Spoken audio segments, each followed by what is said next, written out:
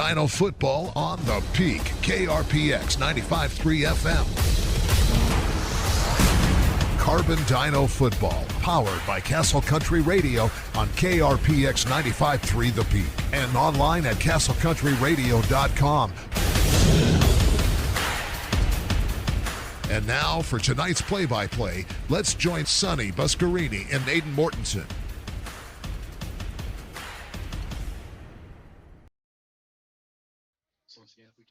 Good afternoon and welcome to Carbon Dino football here on 95.3 The Peak, where the Dinos play tonight. It is senior night here at Carbon High School, the last home game of the 2025 season, last regular season home game, and the Dinos will battle the Manti Templars in region play. Hello everybody, I am Sonny Buscarini and welcome to the Landon's Diesel Service pregame show. Joining me tonight in the Sutherland's broadcast booth, once again, Aiden Mortensen. And Aiden, pleasure to have you here tonight. Last home game of the season, regular season. This season just flew by. The Dinos come in tonight 2-6. Oh, that it did, Sonny. It's absolutely insane. We are on the final home game of the regular season. The Dinos have had a lot of tall tasks set in front of them, playing in a very competitive 3A South region. Tonight, no exception, as they welcome the number 4 team in the 3A, the Manti Templars, to Dino Field. The Dinos come in 2-6, as we said, 0-4 in region play, while Manti comes in 5-3. They are 2-2 in region play. The Dinos come in ranked number 11 and number 4 for Manti in the RPI ranking. So that's how we sit tonight. We'll have the complete region standings for you here in a minute. We'll have scores from around the state tonight for you, as well as Aiden does a great job keeping us updated on that. Some games played last night.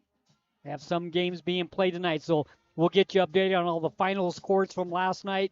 Keep you updated on the games tonight. Here at Carbon tonight, it is Manti and Carbon in senior night here tonight, last home game. Now, Aiden, tonight the Dinos once again a tall task ahead of them, playing the number 4 team in 3A. Manti always has a good football team. The Dinos tonight need to do what in the first quarter? What do they need to do? Well, first and foremost, Sonny, they got to be taking care of the ball. They do that. They set themselves up not only in that first quarter, but the rest of the game for a lot of success. Secondly, I want to see them establish the run. That's something that's going to be key. We saw it early on in Delta. They did an excellent job of that, and they were rewarded with it with some pretty lengthy, pretty good drives. That if they can replicate that kind of success, I think we're in for a good showing from the Dinos. Now, if we start seeing those turnovers rear their ugly head, that's when problems are going to be afoot. And Manti, Sonny, a team who can force turnovers in spades. Yeah, as you said, the Dinos fall short 28-0 to Delta last week, while Manti defeated North St. Pete 35-14. Now, these two teams played last year. The final score was Manti 61 and Carbon nothing. Manti had a really good football team last year. Oh, Sonny, that was spectacular. You look at the last 2 years of Manti Templar football, lots of dominance has been in today. They've earned a state championship berth where they fell to the Richfield Wildcats, one of the most exciting championship games I've ever had the pleasure of watching. And then last year they had a semifinals run where they were defeated by the eventual state champion Morgan Trojans. So a lot of competition. They've been very competitive over the last few seasons. So they have 2-2 in region play, Aiden, and they lost to Richfield. That's a team that we've seen. Richfield, a really good football team, and they lost to Cedar.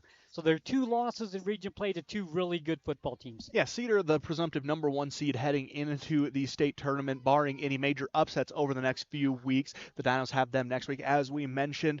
But that's always a tough loss, and that game was played at Cedar. If that game is played at a neutral site or a Manti, I can see it going a much different way, because that road trip to Cedar is daunting. That drains even the hardiest of teams. So I think that definitely had an impact in that contest. The other one is Richfield. Richfield and Manti, as of late, have turned into real rivals down there in St. Pete and Sevier counties, always going back and forth, always a competitive game between those two. And like we mentioned, Richfield bested Manti in the state championship just 2 seasons ago. So the Wildcats have the Templars number. Speaking of Cedar City, we'll be there next week as the Dinos travel to Cedar City to play the number 1 team right now in the RPI ranking, Cedar. and it will be the last game of the season, and that will be on Thursday night, not Friday night. Yeah, a bit of an interesting change to accommodate Carbon's and assumedly Cedar's fall break schedules. You got to let those kids out of school every once in a while, even when it's not the summer. So that's why that game is going to be played on Thursday, but always down for a little Thursday night light action. It doesn't roll off the tongue quite as well as Friday Night Lights. We'll be at Cedar City next week on Thursday, and the pregame show 6:30, kickoff at 7 o'clock. But let's worry about tonight as Manti comes to Price to battle the Carbon Dinos senior night here at Carbon High School. When we come back, we'll have an interview that Jordan did with the head coach of the Carbon Dinos, Nick Milovich. We'll play that for you in its entirety, and then we'll come back, talk a little bit more about tonight's game, have the flip of the coin, and it'll be time for Carbon Dino football here on 95.3 The Peak. Before we go, though, you can listen to us here, 95.3 The Peak, where the Dinos play, and tell the listeners where they can watch tonight as well. Yeah, not only can you listen to it on 95.3 The Peak, as you always have been able to with Carbon High football, but this year we've added our very innovative To The Area video streaming available over on YouTube, very easily accessible. All you have to do is put in that little search bar, Castle Country Sports Carbon, and that's it, easy as can be. Not only are you going to have access to this game, you're going to have access to every game this season. So if you wake up one day, want to binge watch the entirety of the Dinos here, you can do that. We are also streaming on the KSL Sports app, so many ways to watch the Dinos play, brought to you by Castle Country Radio. Absolutely. So we'll take a break, and when we come back, more of the Landon's Diesel Service pregame show once again tonight. It's the Carbon Dinos and the Manti Templars in region play. At Landon's Diesel, they understand the heartbeat of your diesel truck. Whether it's the rig that powers your livelihood or the everyday vehicle that drives your life, the trained technicians at Landon's Diesel are here to keep you rolling. Plus, with 24-hour towing service, support's just a call away, anytime, day or night. Drive into Landon's Diesel for expert care tailored to you and your truck, because when your diesel needs expertise, Landon's Diesel is always here.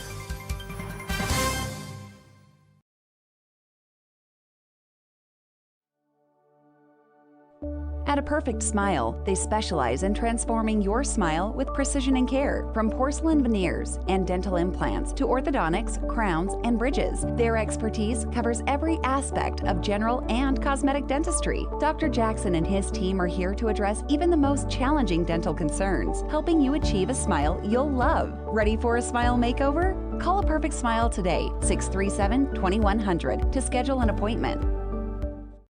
Looking for the perfect mattress? We've got you covered. At Bill's Home Furnishings, we have the largest selection of mattresses in eastern Utah, including the highly rated Serta Perfect Sleeper. And when it comes to price, we're competitive with anywhere in the state. But we're more than just mattresses. From quality furniture and home accessories to reliable appliances, we've got everything you need to make your house a home. Stop by Bill's Home Furnishings today, where selection, savings, and service meet. Right here in eastern Utah. Looking for financial solutions? At Cache Valley Bank, they're here to help.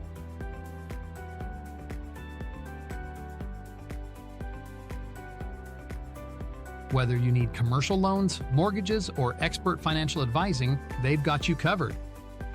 Visit them today on the corner of First West and Main Street. Cache Valley Bank, your partner in financial success. Equal housing lender, member FDIC.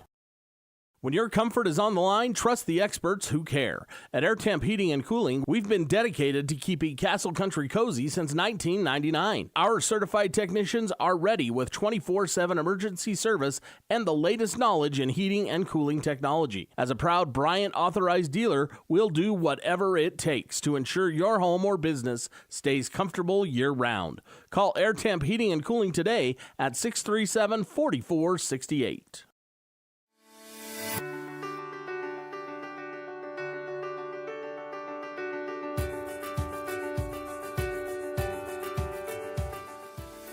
Hi, I'm Dr. Daniel Kelly, owner of Castle Valley Orthodontics. What's keeping you from having a perfect smile?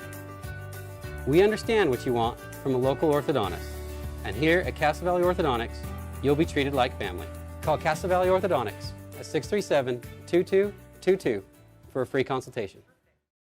At Castle Country Vet, they believe every pet deserves a touch of love and expert care. You can trust Dr. Harmer and Dr. Kelly. They're not just veterinarians, but passionate pet lovers, dedicated to nurturing your furry friends like family. From routine checkups to emergency interventions, you and your pet will experience compassionate, professional care every step of the way. Let Castle Country Vet help your pets lead the happiest, healthiest lives. Call Castle Country Vet today, 637-5797, because love is a four-legged word. At Clean Cut Roofing and Siding, they believe every home deserves to look its best. Since 2003, Clean Cut Roofing and Siding has been transforming homes and businesses with precision and care, ensuring your peace of mind with every shingle and siding panel installed. Whether you're updating an old look, repairing storm damage, or bringing life back to your storefront, trust them to handle every detail. Visit cleancutroofingsiding.com to schedule your free consultation. Clean Cut Roofing and Siding, where quality meets craftsmanship. At Landon's Diesel, they understand the heartbeat of your diesel truck. Whether it's the rig that powers your livelihood or the everyday vehicle that drives your life, the trained technicians at Landon's Diesel are here to keep you rolling. Plus, with 24-hour towing service, support's just a call away, anytime, day or night. Drive into Landon's Diesel for expert care tailored to you and your truck, because when your diesel needs expertise, Landon's Diesel is always here.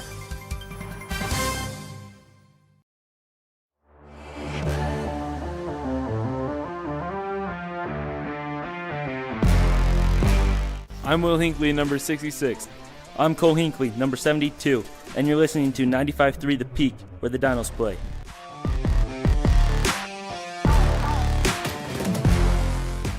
Joining us over the phone, we have head coach Nick Milovich. And Coach, it is always a pleasure to get you on, especially the day before game day. I appreciate the time again. Oh, thank you, and thank you for calling me every week. This has been so much fun this season, so thanks for doing this. Yeah, I love the conversations. Love it. It's fun, Coach. I know there's so much that goes on behind the scenes and in weeks worth of preparation. And fortunately for you guys this week, you do get a full week of prep. Obviously, that's not the case for every team here in the state. You guys will have to endure the short week next week. But as you prepare for two really, really tough opponents, in fact, if you looked at it, you may be able to say that this is the most difficult stretch of the season. It is, absolutely. And honestly, this is kind of gut check time for the team. And but I'm proud and thankful to say that these boys are ready for the challenge. If you're just looking at scoreboard, that's not the entire story, and I just wanted to compliment these young men and these coaches for really battling, and they're excited to play Manti and Cedar. We've got Manti this week and Cedar next, and be expecting these kids to give it their all, and that's been such a proud moment for me as a coach and leading these young men. So it is going to be tough. There's no doubt in that, but we're not going to back down for anyone, so I'm excited for that. Yeah, and I think that, again, for those who just show up for game days on Friday, you don't get to see the prep work on Monday, Tuesday, Wednesday, Thursday, Coach, and that was my first question off of the cuff is what was the morale like within the team? And you were happy with this week's worth of practice. I really am. We're going to change a couple of things up offensively and just with injuries and things like that. And it's usually hit and miss on the responses when you introduce something new, especially so late in the season. But these kids have taken it off in stride and had a wonderful attitude, and we've had a good solid week of practice. And again, that's just a tribute to these kids, their willingness to compete, to show out for the name that's on their chest, which is, of course, Carbon High and Carbon County in general. And so it's been a super fun week. I know that there's a lot of things we don't necessarily want to get into injury-wise, a lot of things we can't get into injury-wise, Coach, but nonetheless, you guys will be down a couple of big-name players, a couple of players that have played a key role, kind of in the heart of this team, and I know whenever that happens, you got to look at the next man up mentality. It's so cliche in football, but it's so true. That's why it's become a cliche, and so you have to rely now on underclassmen with some of the injuries you guys have had to endure. Absolutely, and we're bringing in a few younger kids up this week and be looking out for them. But they have had an excitement. They've injected some excitement into into the older group, which is always wonderful to see. And we'll just plug and play when necessary. And I'm just thankful for those kids to be willing to step up in that moment, because it's like we've said, it's kind of a daunting couple of weeks. But again, that just goes to the kids' attitude of we don't fear names, and we're going to go support our community and go work for them. So it's been that past Saturday was scrambling to try to fit a good scheme, but it's been wonderful how it's worked out so far. Coach, when you have to bring up an underclassman who is yet to play at the varsity level, how easy is it for them not to transition to the speed of the game or the physicality of the game, but from a terminology and I guess a comfort position of stepping in and playing with a new group of kids? I mean, is that an easier transition with what you have tried to build at Carbon High School, or is it like learning all over again? We've been trying to make it as seamless of a transition as possible, just with the lingo and things like that. I think it's a lot easier to learn schematics, formations, than it is a whole new terminology and things like that. And our younger coaching staff has done a marvelous job sticking to terminologies and things like that. And so bringing in skill position players, it just seems like it's just another day, just different players. And of course, when you bring in new people, it takes a minute to mesh and things like that. But I tell you, it's been pretty cool to see how quickly they've been able to get comfortable and to the point of I don't even need to be in the huddle and it's, hey, coach, can we do this? And I'm like, yeah, absolutely. And being able to have the players be accountable for that and take that out of your hands, that's the ultimate goal, and that's just so cool. And that's what we've seen this week. So I'm really proud of the boys. Coach Nick Milovich again of the Carbon Dinos joining us right now. Coach, let's go back and take a look at last week's game. Tilt against Delta. This is a team that has also been really bitten by the injury bug. They seem to be getting healthy at the correct time. And at the end, the result's a 28-0 Delta victory. When you go back and you assess Week 7, what were some of the things that stood out to you, either positive or negative? Again, we were able to march. And it's just that same thing we've been talking about. It's just getting in the red zone and actually just putting up points. And I felt like we prepared a little bit, but unfortunately it just didn't bear any fruit this time. And so hopefully we can just get on that scoreboard. I mean, we were in the red zone 4 times against Delta. Just unfortunate that we couldn't come out with any points. We really need to make an emphasis on stopping the run. Just with upcoming teams and what we'll see at state and things like that. Delta was the ultimate rushing team that we'll see this year, but nonetheless, we need to make a priority and focus on stopping the run, because I know Manti they love to run that GT counter with Tualapapa, and so they're going to be looking to run early, and of course. The Mason kid's going to be throwing a lot, so we just have to be on our game. And but just looking at Delta, I think that one got away from us. That was definitely a winnable game, and but we did see some positive things.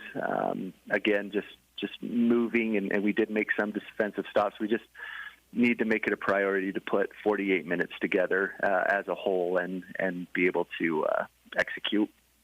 You talk about Tualapapa, and there's obviously some parallels that we can draw to Jet Rawlinson, right? I mean, these are two dynamic kids. Tualapapa comes into this game. He's averaging over 100 yards per tilt on the ground. I think it's something close to 8 or 9 yards per carry, if I'm not mistaken, Coach. And so, again, I mean, you don't have to be a football guru to take a look at Manti and see how they want to get this offense established and how they want to complement this offense. It all starts with Tualapapa and what they can do on the ground. It is, and it seemed like Jet was exactly what, from Delta, was exactly what his name was, whereas Tualapapa is more of the bear, the cowbell, big-bodied young man, and we're going to have to be able to tackle him low, or he's just going to bounce off a tackle. So that's just been a priority is tackling low, and hopefully we can stop him and make him throw, and hopefully the weather plays into our favor a little bit this week, and we make him run a little bit more. Once you get comfortable as far as the defensive attack against the run, they also have some big play capability guys on the outside that are game breakers, and one of them is Stone Mortensen. I mean, he's an all-around athlete for Manti. This is what makes it so difficult, right? I mean, you have a very capable quarterback, you have an outstanding wideout on the outside, and you got, as you said, kind of the bell cow guy coming out of the backfield. This is just an all-around solid football team. It really is, and Coach Fred's done a wonderful job getting them all working together, and he's got some great kids. But at the same token, you know, I love our secondary. I love our kids. I'll take Trace Crespin and Caleb Sorensen and Tigger Timothy every day, any day, to be able to match up with those kids, and we'll give it our best shot. Let's talk about a variable, Coach, that can really change the landscape of a game, and that is the weather, which is not something we've had to deal too much with. I know at times there's been some maybe slicker fields, but really haven't had to worry about a torrential downpour, and that could actually be the case in this game. Is that a benefit for Carbon in a game like this, or is that something that you guys have tried to prepare for that could hamper what you want to do on the offensive side of the ball? No, I'm actually kind of looking forward to that, just because it seems like the big strong suit for our offense this year has been the running game, and that kind of plays into our strengths. And if we can get into good situations and sustain blocks, I think we can really move the ball. And so I've been really pleased with our offensive line this year and our running backs, and we've tried to distribute the ball as best as possible. There really hasn't been one premier back and things like that. And so hopefully the kids are excited that we'll kind of stick with the same formula of just trying to pound that ball no matter what the conditions are. I know when you get to the bigger levels and there's actual budgets, you can prepare, right, for rain. I mean, you can soak footballs in water. You can soak the field. You don't really have that luxury at the 3A high school level. How do you prep for rain, Coach, and the potential for the game to be extremely wet?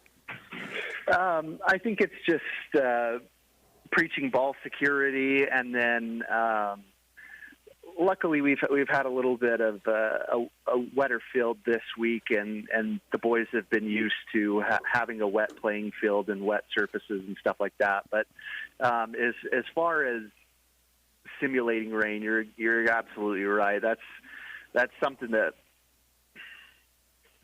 we need just to say and put a heavy emphasis on. Ball security and without really getting football sweat and ruining equipment and stuff like that. And so that's the thing that we need to look at more is how do we simulate that. But the best that we can do right now is just expect rain. You've kind of played on the conditions, but just preach that ball security. Final home game, Coach, of the regular season. I know that is an emotional night. I mean, we can talk about homecoming. You can talk about the season openers. I think there's really, throughout the course of a football season, 3 or 4 times where the games are really filled with heavy emotion. And this is obviously one of those. Have you noticed that this week from the senior class? Kids talking about, hey, this is the last time we get to run out in front of the hometown crowd?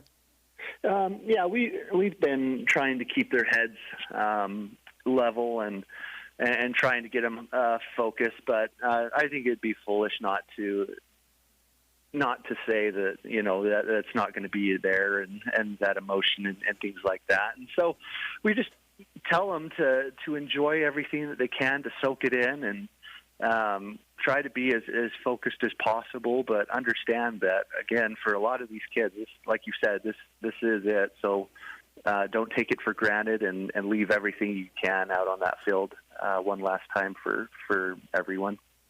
Coach, it is always a pleasure to get you on. Always fun to talk about Carbon High School football. Thank you again for the time, and best of luck tomorrow against Manti. Thanks, Jordan. I appreciate it. At Landon's Diesel, they understand the heartbeat of your diesel truck. Whether it's the rig that powers your livelihood or the everyday vehicle that drives your life, the trained technicians at Landon's Diesel are here to keep you rolling. Plus, with 24-hour towing service, support's just a call away, anytime, day or night. Drive into Landon's Diesel for expert care tailored to you and your truck, because when your diesel needs expertise, Landon's Diesel is always here. Discover peace of mind with Don's Hometown Insurance, now even closer to home at their new location, 58 West Main Street in Price. Connect directly with friendly agents ready to tailor a package just for you. Imagine bundling your home, auto, and life insurance, simplifying your life while maximizing your savings. Experience personalized service designed to protect what matters most to you. Visit Don's Hometown Insurance today and feel the difference. Show your school spirit and support local high schools with the new Eastern Utah Community Credit Union debit and credit cards. Featuring designs for Carbon, Emory, and Grand High School, these cards let you carry a piece of your school's pride wherever you go.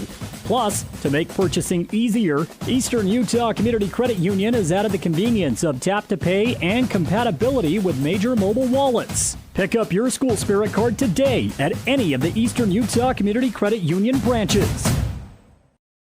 Hey there, food lovers. It's Bill Hicks from Farlano's Cafe, your new favorite spot for breakfast, lunch, and dinner.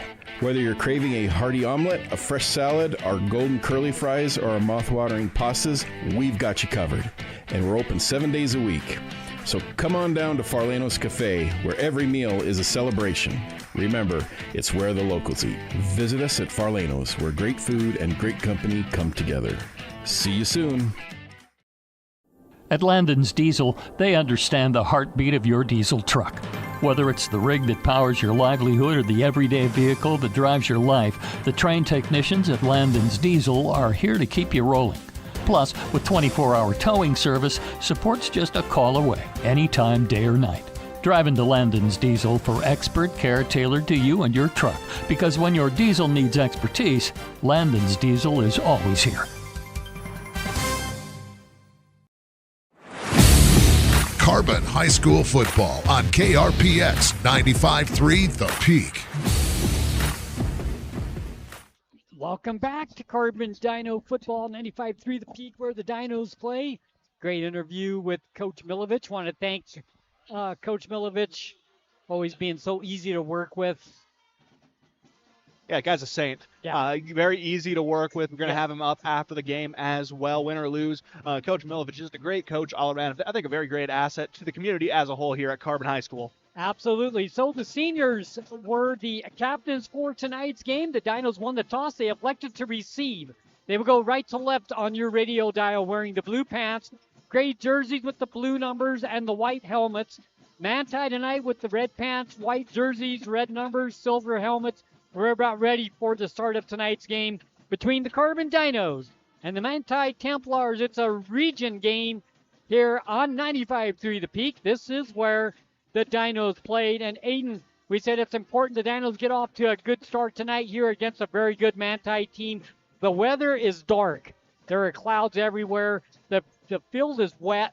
It's not raining right now, but it's supposed to rain. Start raining again before this game ends tonight. But the field is wet, and it should have an effect on this game because 2 weeks ago, we just got a little bit of rain, and it made it really slick. So tonight, I expect a really slick field. Yeah, it's going to be a slick field tonight. Luckily, unlike in that homecoming contest, no one has played a previous game on this field, so turf conditions going to be a little bit better for the Dinos. Take a quick break. When we come back, it'll be kickoff time.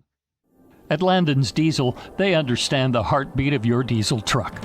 Whether it's the rig that powers your livelihood or the everyday vehicle that drives your life, the trained technicians at Landon's Diesel are here to keep you rolling.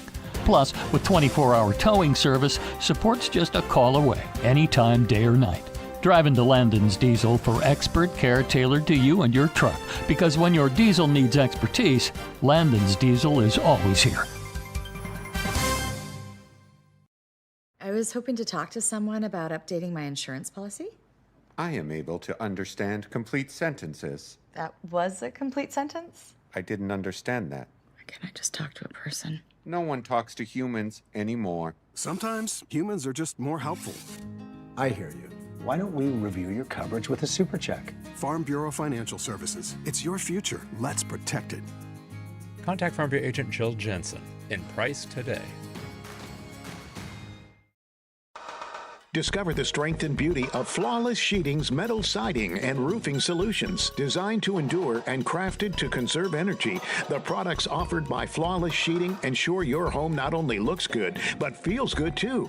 Plus, they come with a 40-year warranty. Enjoy superior durability and enhanced comfort year-round with new roofing from Flawless Sheeting. Ready to upgrade? Call Flawless Sheeting at 636-7300 and elevate the way you live.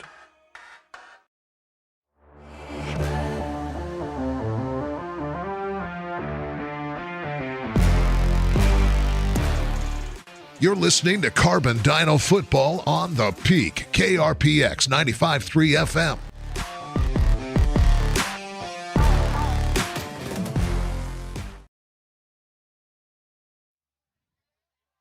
Welcome back, Carbon Dino Football. Manti coming to town tonight, senior night for the Carbon Dinos, as we are in game number 9. It's hard to believe that we're already in the 9th game of the season. Next week ends the regular season against Cedar at Cedar City. We will be there for that game, but first let's take care of business tonight. The Dinos try to pull an upset against a very good Manti team. They will get the ball first, and back to receive the kick will be Timothy. And Timothy alongside O'Hara in the backfield. Going to be an interesting start, an interesting kickoff formation for the Templars to start the game off as well. Timothy will field it at the 2-yard line. He'll come to the left side as he goes across to 10. Gets to the 15, cuts the middle, had a little bit of a gap for a second, but closing it quickly up to the 20-yard line goes Timothy, and that's where the Dinos will start from. Coming up to make the stop for Manti was Olson. And it's always interesting to see how the offenses are going to be changing week to week. Caden Dunn, the former quarterback throughout the bit larger part of this season, moving to running back tonight. Sophomore quarterback Cameron Rigby getting his first start in the QB slot. Going to be interesting to see how the young man does. So it's 1st and 10 for the Dinos. Ball sits on the 20-yard line. We're just underway here at Carbon High School. Carbon and Manti tonight. Handoff goes to Dunn in the backfield. He's hit back at the 14-yard line. Loss of 6. 2nd down, 16 for the Dinos, and we said it's important that the Dinos get yardage on 1st down. We've said it all year. Tonight, the very first offensive play, a loss of 6, so they're behind the chains. And it's always a tall task to move that ball forward when you have big 56. Mac Olson waiting for you on the other side of the line. Leads the team in tackles for a loss with 11. Also leads the team in sacks with 5. 45 tackles on the year, in addition to being just a spectacular offensive line talent. 2nd down, 16 for the Dinos. Shotgun. Dunn goes to the slot, now standing by himself. It's Rigby in the backfield. Quick little screen pass out to the left side. Caught, but then slips and falls. We pick up a 2 on the play for Timothy, and we said that the grass was going to be slick and it would affect the game, and he had some green in front of him, but the slick grass got him. Only a gain of 2, 3rd down, so the wet field already taking effect. Yeah, the turf monster already wreaking havoc. That looked like you said, Sonny, if there would have been green grass right ahead of him, but slips and instead gets brought down for a gain of 2, but still forward progress for the Dinos. 3rd down, 12 for the Dinos. Shotgun formation once again. The snap, quick pitch, and then it comes around the left side to Timothy. It costs the 25 up to the 28-yard line, close to the 1st down on that little reverse play. Depending on where they mark it, it's going to be a couple of yards shy of the 1st down. What do you do here as they mark it on the 27-yard line? They have to get to the 30. What do you do here? I know it's early in the game. You're deep in your own territory. Do you try to keep the ball? Do you punt the ball away? I think you got to punt the ball away, Sonny. You're too far into your own territory to really early risk in the it. Game. Yeah. Yeah, you don't need to be taking chances like that yet, but the punt unit will come out. A pair of returners coming out for Manti as we get ready for their first offensive possession of the game. Sonny, offense is where Manti makes its name. Wright and Mortensen back to receive the punt. It's a low punt, rolls to the 47-yard line down there, and Manti will start their first possession on the Dinos side of the field. 1st and 10 on the Carbon 47-yard line. 10:20 left to play first quarter. Tied at 0, and the Dinos go 3 and out on their first offensive possession. And Sonny, the defense is going to need to do its part now because a scary offensive tandem coming their way, led by senior quarterback Carter Mason.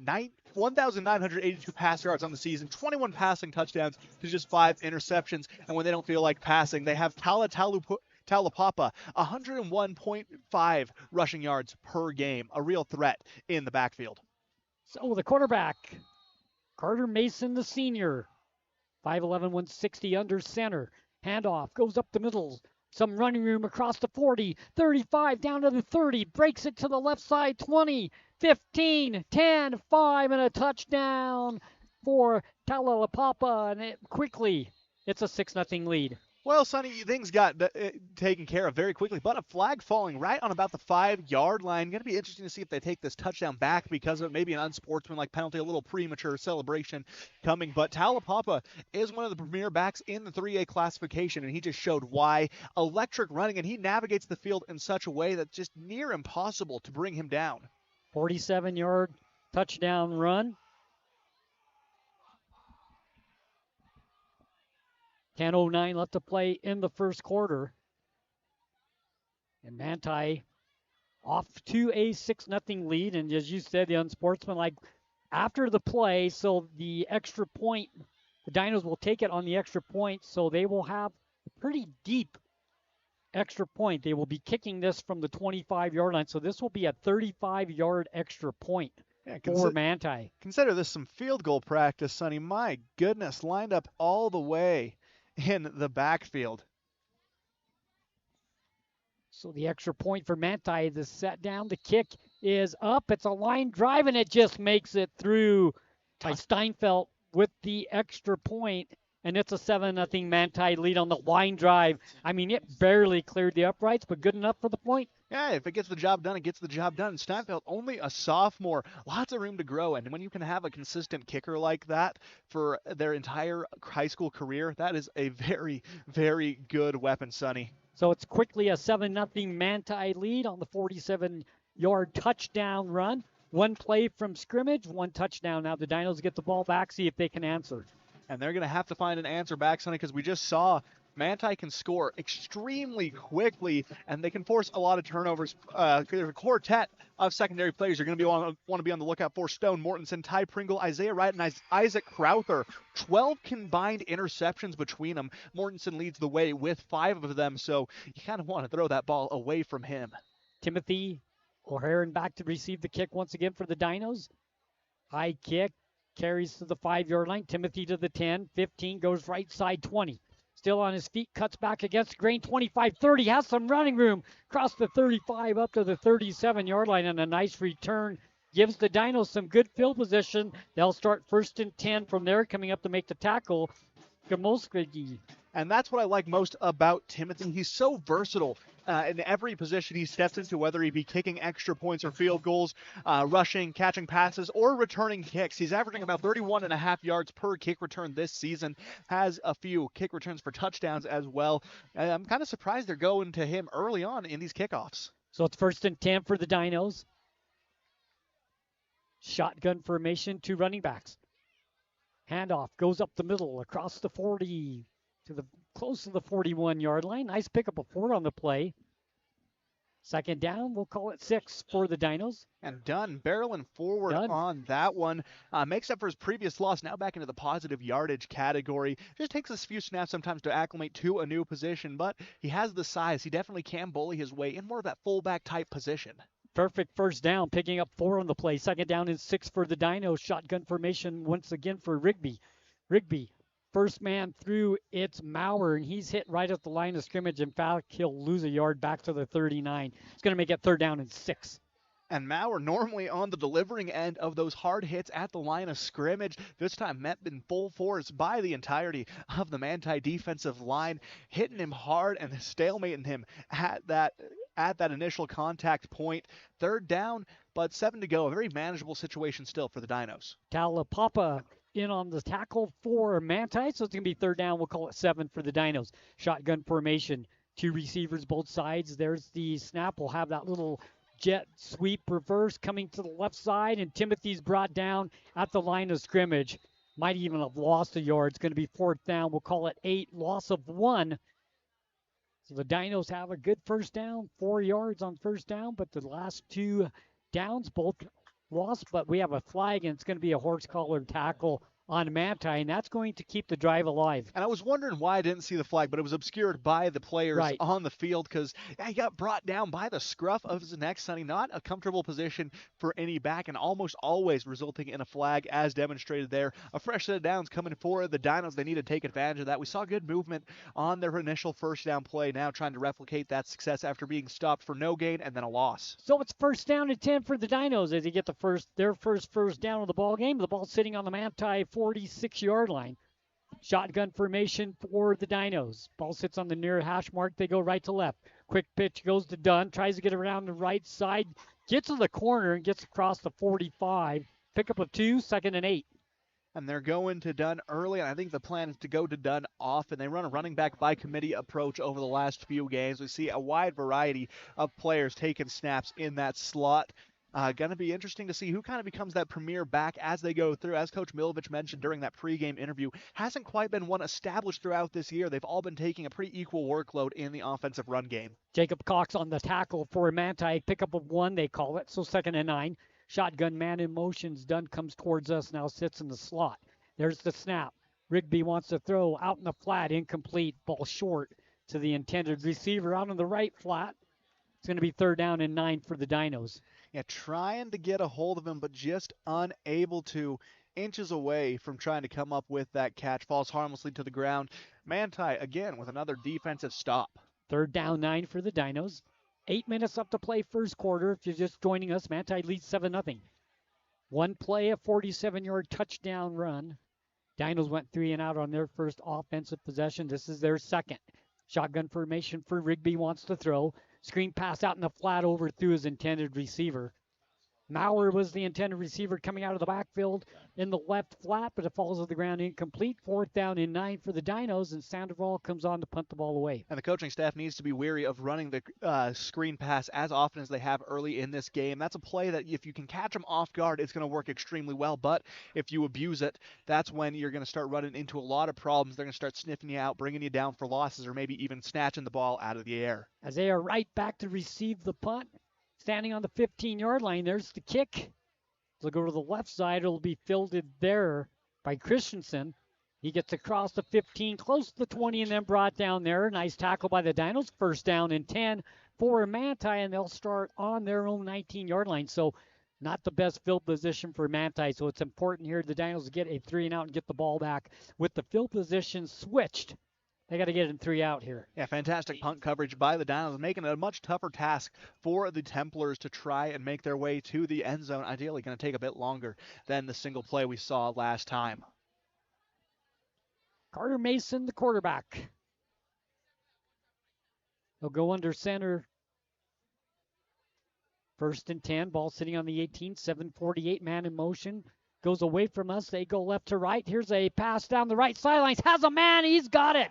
40, 30, 20, 15, 10, 5. It's Mortensen for the touchdown. 82 yards down the right sideline for Mortensen, and just like that, it's 13-0. Well, Sonny, he came to this game leading the team with 719 receiving yards, pushes himself into the 800s with a single play, also with his 8th receiving touchdown on the year. He's a premier talent when it comes to the receiving position. When we look at a Manti's team, they're very offensive heavy. They dominate you, whether it be on the ground, through the air. Defense is where they find some of their weakness, and that's something that both Cedar and Richfield were able to exploit. But if you can stop the offense, you can stop Manti, but the Dinos haven't been able to stop that offense at all so far. There's the snap. The kick is up. Steinfeld's extra point is good. So with 7:38 left to play in the first quarter, just like that, Manti with a 14-0 lead. 2 offensive plays, 2 touchdowns. We said this team had a strong offense, and they're showing it early in this game. That they are, Sonny. They are hard to stop, and you saw it. 2 plays is all it takes to put 2 touchdowns up on the board. So we'll take a quick break. When we come back, Dinos get the ball. It's 14-0 Manti. You're looking for somewhere you can be proud to work. Komatsu is looking for you. Komatsu is a leading manufacturer of construction, mining, forestry, and industrial heavy equipment. Komatsu currently has openings for seasoned welders, journeyman electricians, and MSHA certified electricians, as well as master machinists. At Komatsu, not only will your skills be rewarded with competitive wages, but you'll also enjoy benefits like a robust 401k plan. Grow with Komatsu. Go to komatsu.com or call Tanner at 636-6150. There's the kick. It is away and picked up by Timothy on the 5-10 of the 15. Gets across the 20, finds some running room. He had an opening to the 27-yard line, but then knocked down. It'll be 1st and 10 for the Dinos. They will start on the 27-yard line. Man, it looked like he had a seam, but closing it quickly, Manti on the coverage. That he did, but as a flag flies on the 35-yard line, based on where it was thrown and how it was thrown, I wouldn't be surprised to see a sideline warning go against the Dinos, and that's exactly what's going to be called on that one. You can't cross that little second striped line, or else you're going to get in trouble, and Coach Milovich not looking too happy about that call one bit. So it's 1st down and 10 for the Dinos. Ball sits on the 27, down 14-0. And a chance now, with 2 plays is all it taking for Manti to put 14 on the board. You got to find a way to draw out that clock, strike down, limit their offensive opportunities because they score like lightning. Yeah, 1st down, 10. Dunn goes in motion, now goes in the slot on the left side. Handoff goes up to middle to Maurer. He's got some running room across the 30 to the 35, pickup of 8, 2nd down and 2. Nice play that time by the Carbon Dinos, just right up the gut. Coming up to make the tackle is Talapapa. And we'll say his name a lot on both sides of the ball today. That we will, Sonny. He leads the team in tackles per game at about 9, as well as we already talked about his rushing prowess in the offensive side of things. Defensively, you're also looking out for Mac Olson, the senior defensive end. Shotgun formation, Rigby. 2 running backs in the backfield with him. Handoff goes the first man through Maurer, and he'll fight his way to the 1st down marker, depending on where they mark it. I think he got it. And by the look of the line judge where he marks it, yes, 1st down for the Dinos to move the chains. So a couple of running plays, pick up the 1st down for the Dinos. Very important that they make this drive pay. Yeah, you need to, and you want to milk that clock just a little bit. Like we said, limit Manti's offensive opportunities. But I like what Maurer's been able to do in the ground game. 3 carries, averaging 4 per carry, up to 12 yards on the game. Yeah, I mean, you put a score on the board here. It's a touchdown. It's a 1-possession game. Yeah, and that'll rattle the Templars. Sure. Shotgun formation. Pitch goes to Dunn on the left side, and there's no place to go. 1, 2, 3, 4 Manti defenders on the stop. A loss of 2 on the play. 2nd down, we'll call it 12 for the Dinos.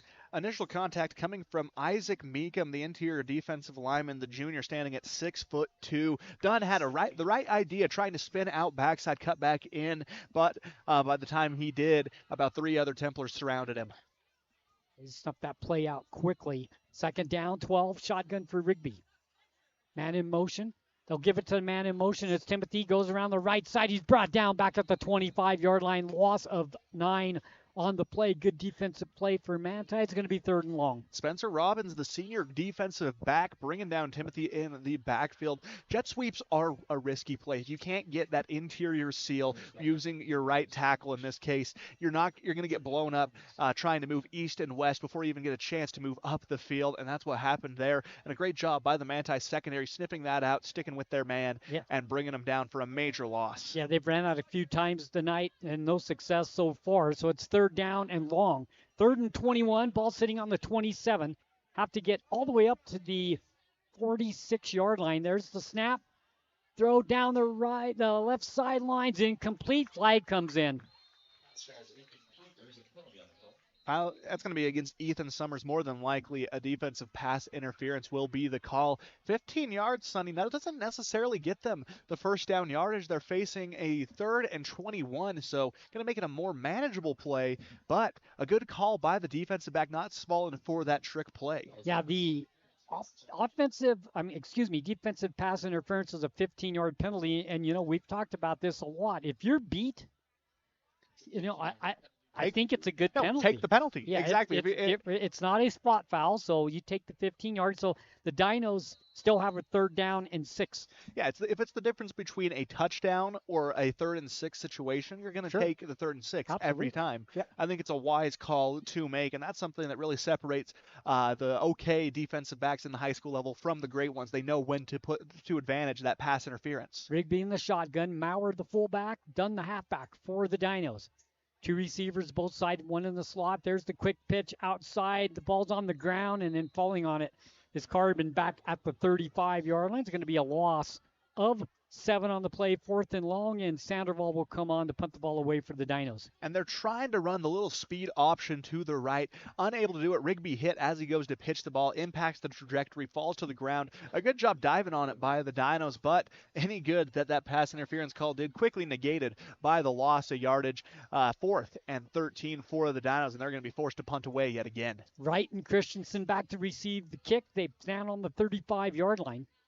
Here's the snap, the kick by Sandoval. Line drive kick will hit at the 35 and go out of bounds at the 33. And Manti will start there. Their 3rd offensive possession of the game. They lead 14-0 with 4:23 left to play in the first quarter. And so far, the Dinos have had no answer on the defensive side for the Manti offense. 2 plays, 2 touchdowns. I'm just hoping it takes more than 1 play this time, Sonny, if I'm being honest. They need to find a way to get a stop by land or by air. Manti has struck both ways, just wreaking havoc. The line sets a good tone up front, opening up holes in the one case for Talapapa, and then doing an excellent job pass blocking for Mason, buying him time to deliver the shot downfield to Mortensen for that 82-yard touchdown. 1st down. 10 for Manti. Fakes the handoff. Quick throw out in the left flat. Ball is caught by Wright. Wright tries to get to the outside. Can't get away. Good defensive play by Carbon. It'll be a pickup of 2, and it'll be 2nd down and 8. Yeah, good job along that outside by the Dinos, corralling him up. Ricky Sandoval coming in with the grab, holding him by his legs, stopping him from spinning back out for a big gain. 2nd down, Mason. This time he throws the same play, the little quick screen out to the right side. It is caught by Thompson. Thompson breaks a couple of tackles, gets across the 50 to the 47-yard line, enough for a 1st down and move the chains. Flag flies near the 1st down marker. Hold against the Templars. That one's going to be coming back. It was an interesting move by Thompson, though. He's able to do a little bit of a bob and weave action, looking like Muhammad Ali down on the field. Sonny, the footwork was on point, bob and weaving, duck and diving as he worked his way upfield. Would have had a gain to across the 50-yard line, but the holding call sends him back.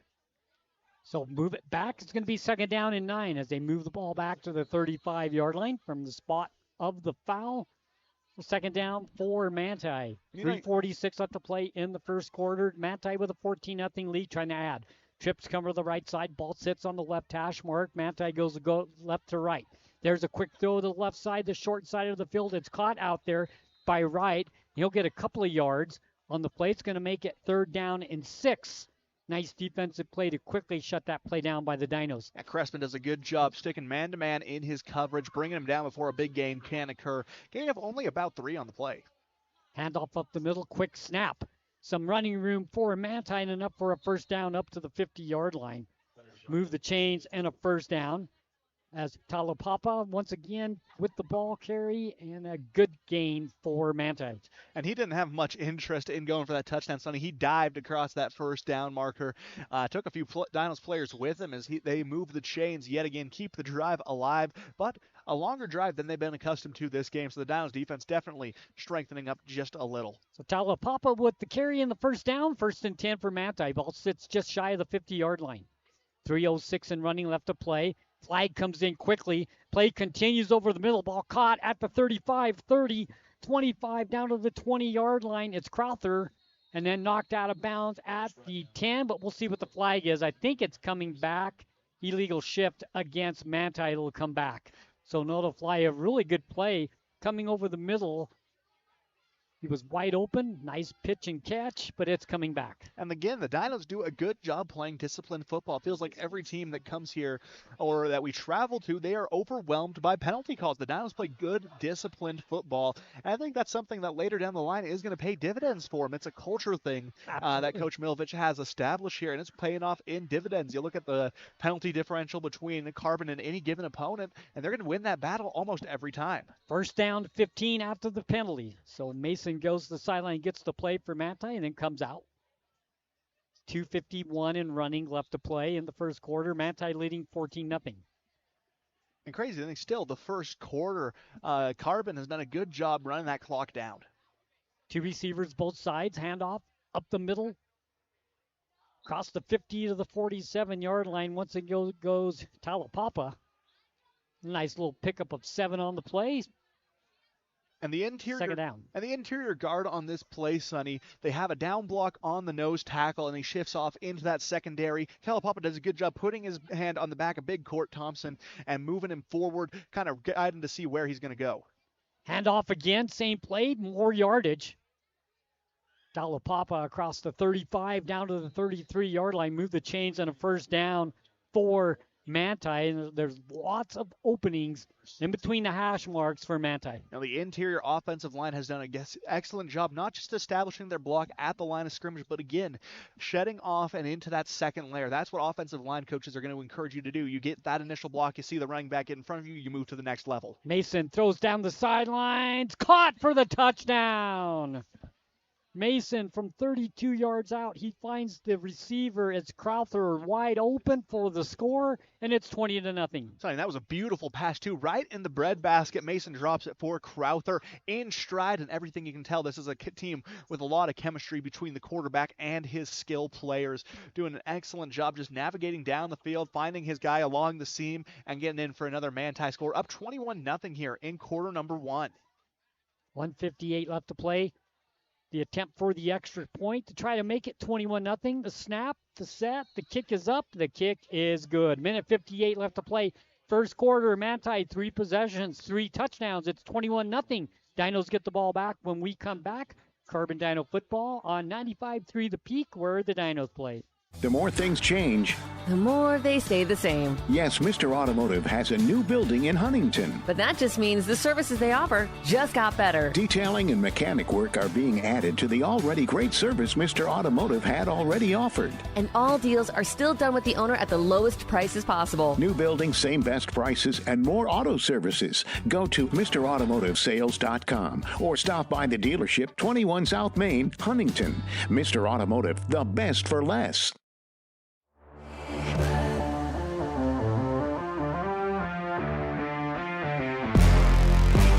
I'm Will Hinckley, number 66. I'm Cole Hinckley, number 72, and you're listening to 95.3 The Peak, where the Dinos play. Welcome back to Carbon Dino Football, 95.3 The Peak, where the Dinos play. It's 21-0. Dinos with the football as they receive the kick at the 10-yard line, 15-20.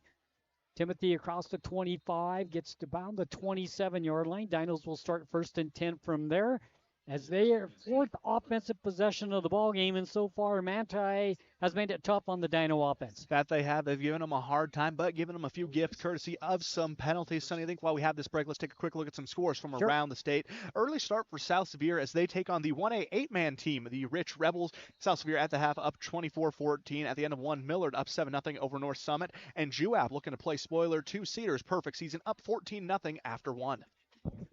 Some scores from around the state will keep you updated throughout the evening. Shotgun formation goes between Rigby's hands and then goes into the running back's hand, and he's brought back for a loss of 2. It'll be 2nd down and 12 for the Dinos. Dunn with the catch as it went through Rigsby's hands and right into Dunn's hand, but Manti's defense was right there on the spot, so it'll be 2nd down and 12. And it was so smooth that you thought it could have been a design play, but Rigby ball just slipping right through his hands off the snap. Done with good play recognition, grabbing it and bringing it down, only resulting in a loss of 3 on the play. Minute 20 and running left to play first quarter here at Carbon High School, Carbon Dino football. Senior night, last home game of the regular season for the Carbon Dino. Shotgun for Rigby. 2 receivers, both sides, back to throw. Now rolls out, goes down, back at the 17. Ball comes out, picked up, At the 10, down to the 5-yard line, it'll be Manti ball as they pick up the fumble. Picking up the fumble on that play for Manti is Nelson Everett. And it'll be first down and goal for Manti inside the Carbon 10 on the turnover. Well, you talk about a gift, Sonny. They were able to wreak havoc on Rigby, taking advantage of some of that inexperience he has with this being his first start and only sitting at a sophomore in age.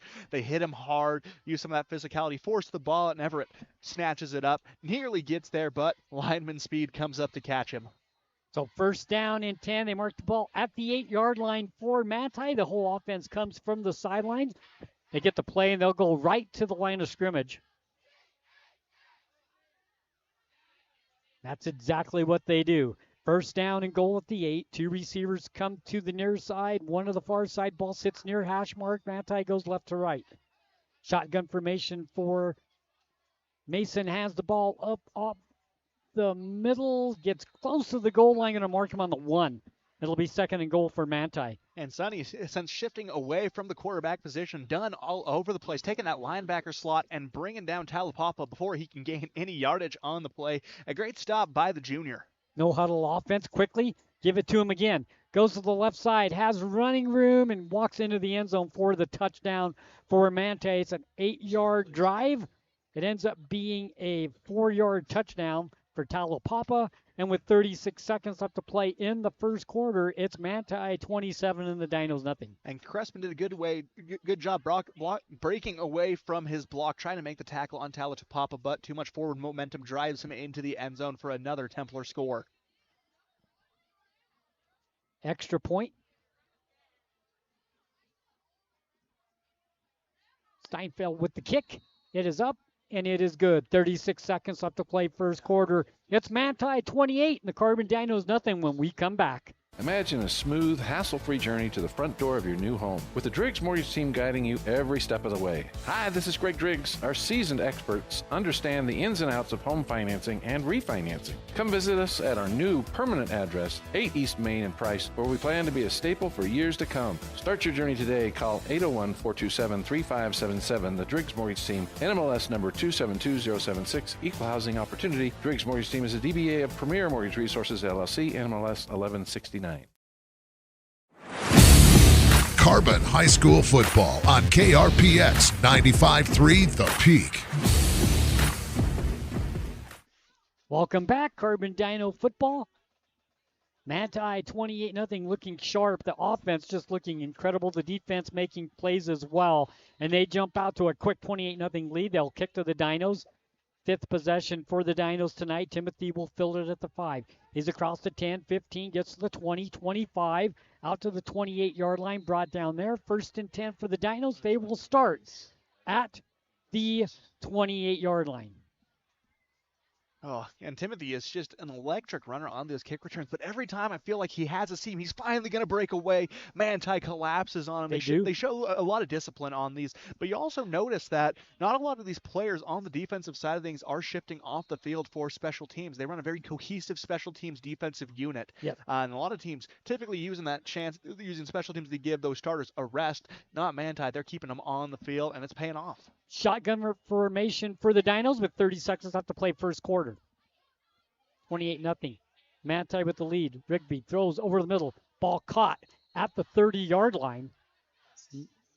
Maurer, I believe, the receiver. Pick up of 2, 2nd and 8. Yeah, and coming up with that one was Timothy, actually. Coming up on the little slant 3 yards out. A forward advancement of the ball for the Dinos. They needed some much-needed forward momentum, and they got it on that play courtesy of Timothy. Currently the only Dino who has received a pass in this game. Only 7 yards through the air for Carbon.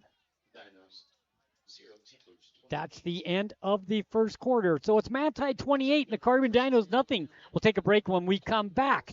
Dino football here on 95.3 The Peak, where the Dinos play.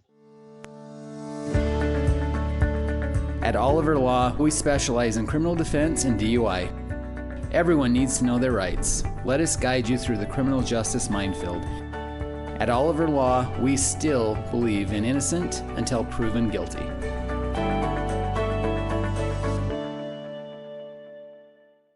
In the heart of Carbon and Emery counties, Quick Realty is here to help you make the right move. Experience the future of home buying with our Matterport 3D tours, giving you an immersive look at your potential home from anywhere. Meet our dedicated team of local professionals, just real people who care, walking you through every step of the way. As a Zillow Premier and Realtor.com specialist, Quick Realty is your trusted expert, handling everything from residential, commercial, and mountain properties to property management. Your dream home is just a call away. Let Quick Realty help you find it.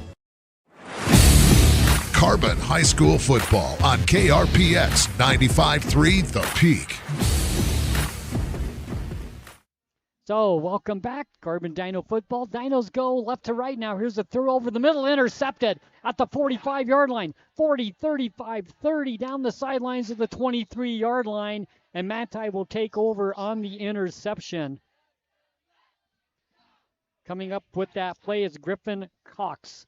So the turnover for the Dinos, turnover number 2, and Manti's in business once again. And Cox not normally one of those defensive backs you see and coming away with those picks, but this time stepping up in a big way, picking off the sophomore in Rigby. Only 4 passing attempts for the Dinos, 2 complete, 2 incomplete, 1 resulting in an interception. So Manti again gifted with excellent field position to start the drive, looking to put this one up 35-0 early.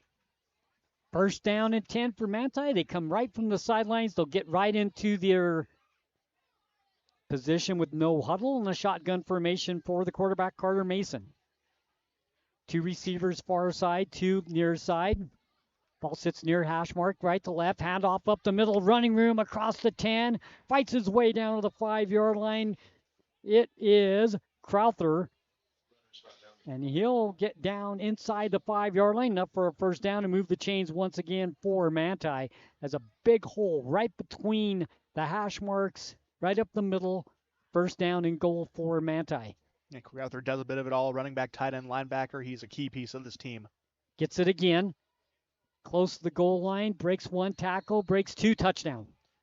He just kept spinning like a top, Sonny. He looked like he was not going to stop at any given point. Just kept spinning, kept his legs churning, and he's rewarded with a touchdown. 34-0, 35 pending the extra point. Just a complete offensive dominance in the first half from Manti. It's been a similar case throughout the week for Castle Country football teams. Emery yesterday traveling to Blanding to take on the San Juan Broncos, falling in that one 65-14. The goal now, when you find yourself in a rut this big in the first half, is you want to find a lot you can improve from. You know, you want to find some of those positives, and you want to find a way that you can improve heading into that season finale next week. Steinfeld will attempt the extra point for Manti to try to make it 35-0. The snap, the hold, whistle, calling the play dead. It's going to be offsides on the Dinos. That'll make it half the distance to the goal. And if you are a team, do you go for, now that you have the half the distance, are you going to go for 2, or are you going to stay true to your kicker? With an offense as dominant as Manti's, I think you go for 2. I agree.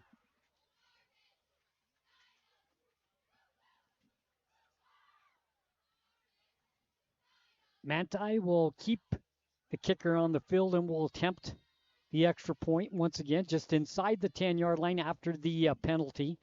Now, closer doesn't always mean easier. You typically don't practice from this half the distance to the goal. Snap, kick, up, and good. 11:28 left to play here in the second quarter. It's Manti 35 and the Carbon Dinos nothing. They get the ball back when we return here on 95.3 The Peak. This is where the Dinos play. Having a great local pharmacy that you can rely on is important. At Price Family Pharmacy, transferring your prescriptions is simple and hassle-free. Just call us at 637-3737 and we'll take care of the rest. Need your medication delivered right to your door? We offer free delivery to make your life even easier. Managing multiple medications? Ask about our convenient med packing services to keep you organized and on track. Visit Price Family Pharmacy and experience a team that genuinely cares. Feel better about your pharmacy. Choose Price Family Pharmacy today.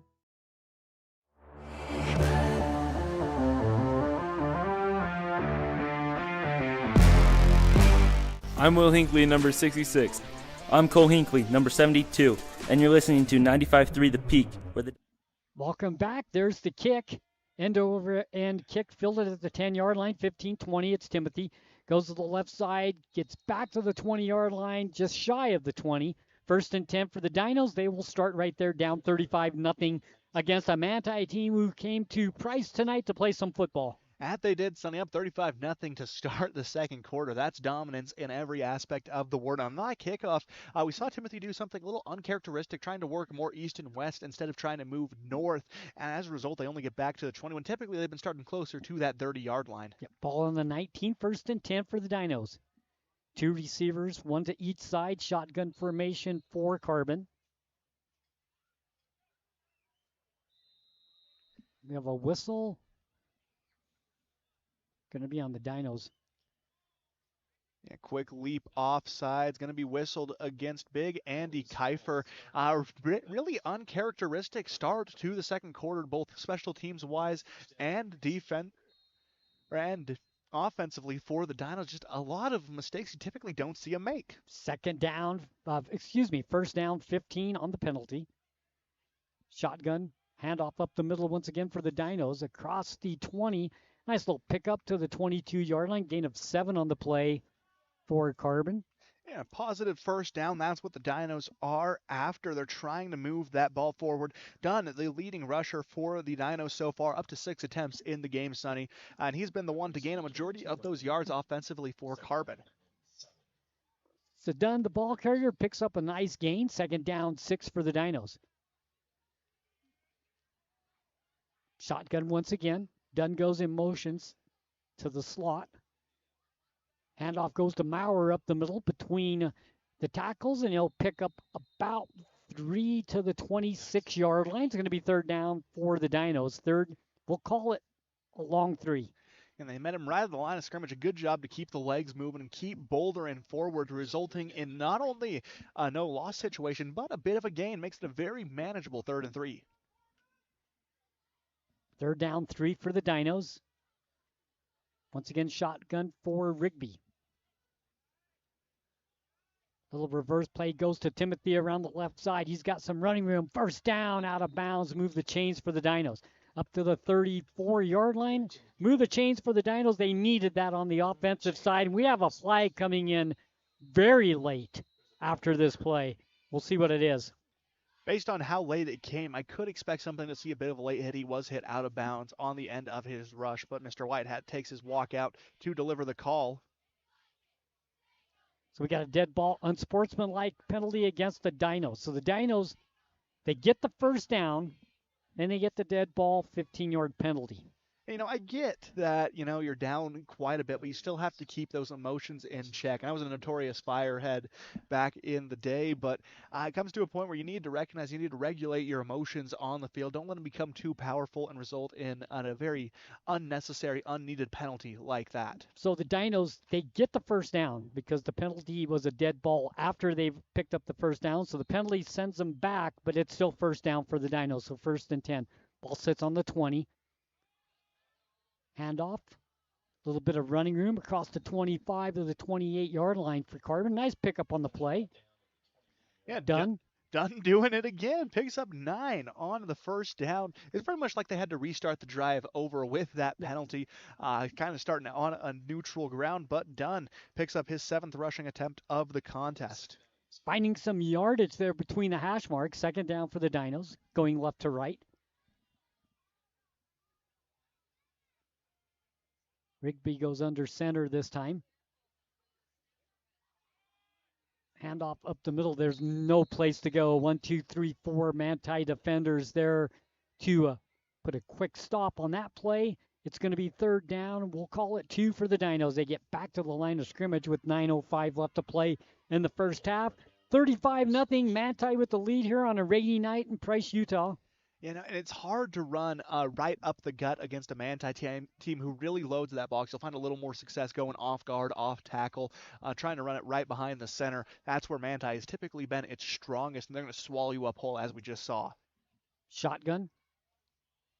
Run that little reverse play again. Nothing doing as Timothy is hit back at the 24-yard line. And just a hard-hitting play by Isaiah Wright, the defensive back for Manti, able to lay down the boom, stop any gain. And Carbon, at this point, I think you still have to break out the punt team based on how deep you are in your own territory, how effective Manti has been at moving that ball forward offensively. You want to make them at least work for it, try and pin them in their own territory. Spencer Robbins also on the stop there for Manti on that play. There's the snap and the kick by Sandoval.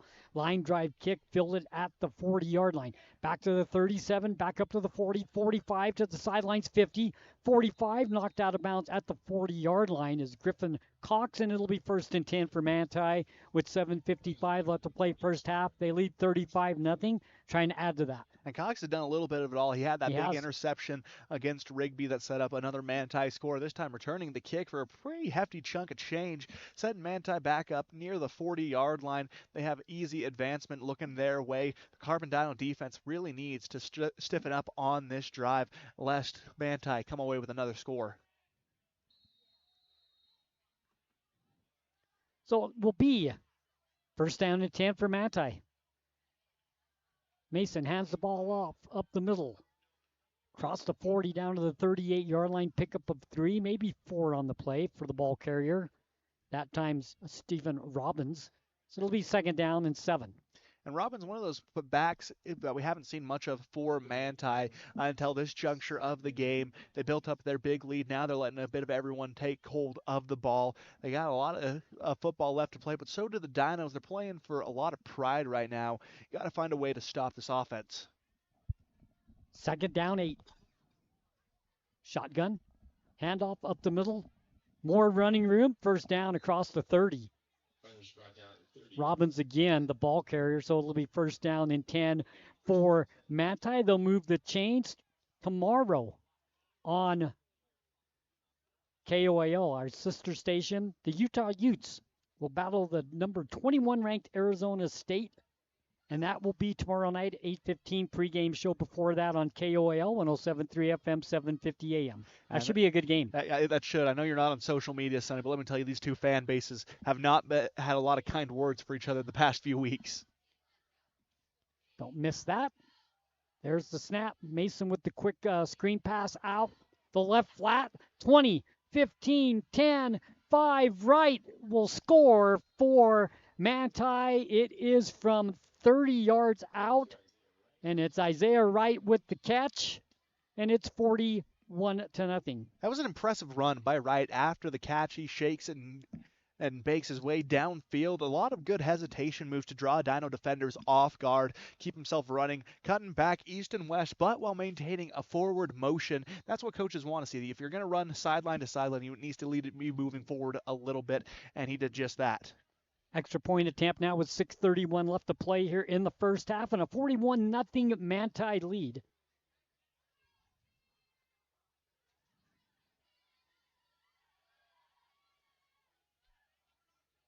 Long snap count, the set, kick is up, and the kick is good. So with 6:31 left to play, score now 42-0. And as we were talking about tomorrow, on our sister station, KOAL 107.3 FM, 750 AM, Utah and Arizona State, just one of many sports that happen on Castle Country Radio. That it is, Sonny. Thursday night football happened last night. The Giants upsetting the Eagles following the Emory Spartans game. So high school national connection there. We got the college. And then on Sundays, a Raiders affiliate on KOAL, so you'll be able to hear their contest as well. The Raiders kind of finding their stride as we get later on into the season. Ashton Genty looking like a better pick week by week, really starting to adjust to the pace of game in the NFL. And coming up on Sunday, they'll be taking on the Titans. The Titans finding their first win of the season last week against the Giants. Excuse me, that was the Saints. Lots of teams in the NFL, but going to be a good matchup between these two squads. That'll be 2:05 p.m. on Sunday on KOAL as well, and the kick goes out of bounds. Fumbled out of bounds. The Dinos will start on the 5-yard line, 1st and 10, so bad field position for the Dinos. So we got Utah Ute football. We have Raider football. We have USU Eastern Sports. We have Carbon Dinos. We have the Emory Spartans. We have NFL. We have Drive Time Sports with Jordan Buscarini Monday through Friday. It's a great show. Keeps you updated on all the games going on, local and everything. Yeah, normally I'd say it's just because it's your son, but no, Jordan really does keep you up to date on everything happening in the world of sports. A fantastic asset to the community as the Dinos get ready to start another offensive drive. First down and 10 for the Dinos, 6:14 and running. Left to play first half, trailing 42-0. Rigby hands off. Dunn finds some running room across the 10 of the 12 and a nice pickup on the play. It took a second, but Dunn has really adjusted to the running back slot now. His 8th carry of the night, up to 20 yards on the evening. Moving the ball forward, he's been a key part of these first down runs for Carbon. You'll see him do a bit of it all. He plays defense. He's playing in that running back position, and sometimes he'll motion out to more of a slot. I think that's a big adjustment, and he's done well. Second down, 3 yards to go. Rigby, the quarterback. Quick pitch comes to the right side. This is done. He's got running room and blockers ahead of him, and a first down. Gets across to 20. Move the chains and a first down for the Dinos. And Dunn finding his way around inside, outside. He's finding lanes, and he's sticking to them. He's not trying to do anything too fancy, and that's what you need to do in a situation like this. Just keep advancing the ball forward. That's what matters. 5:15 and running left to play first half. 42-0. Manti with the lead. Dinos with the ball. Whether it be a big chunk play or whether you're gaining 3 yards, just keep it moving forward, and Dunn has done that on this drive. When they get positive yardage on first down, it seems like the Dinos can move the chains, and here's that quick pitch to Dunn again around the right side, and more running room and another first down for the Dinos. And he's been doing an excellent job, but you got to give a lot of credit to right tackle Cole Hinckley. He does a good job establishing the hook on the outside edge, sealing off the defensive end, pushing them inside, giving Dunn the opportunity to get as far out as he is, finding his lane and moving upfield. First down and 10 for the Dinos, ball sitting on their own 32.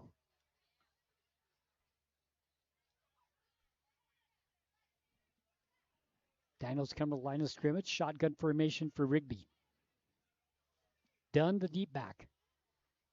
They'll try that little reverse play again to the left side to Timothy, and he's brought down for a gain of 2. Second down. We'll call it 8.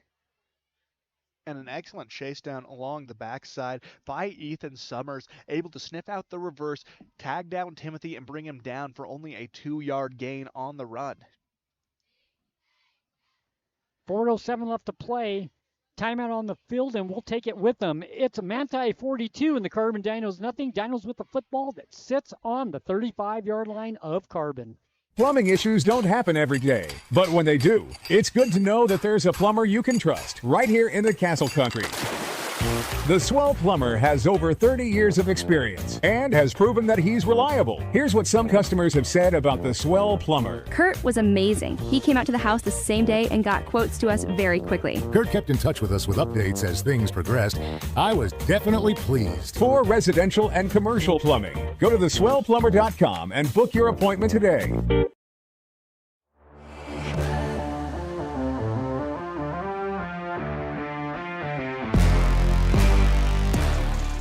You're listening to Carbon Dino Football on the Peak, KRPX 95.3 FM.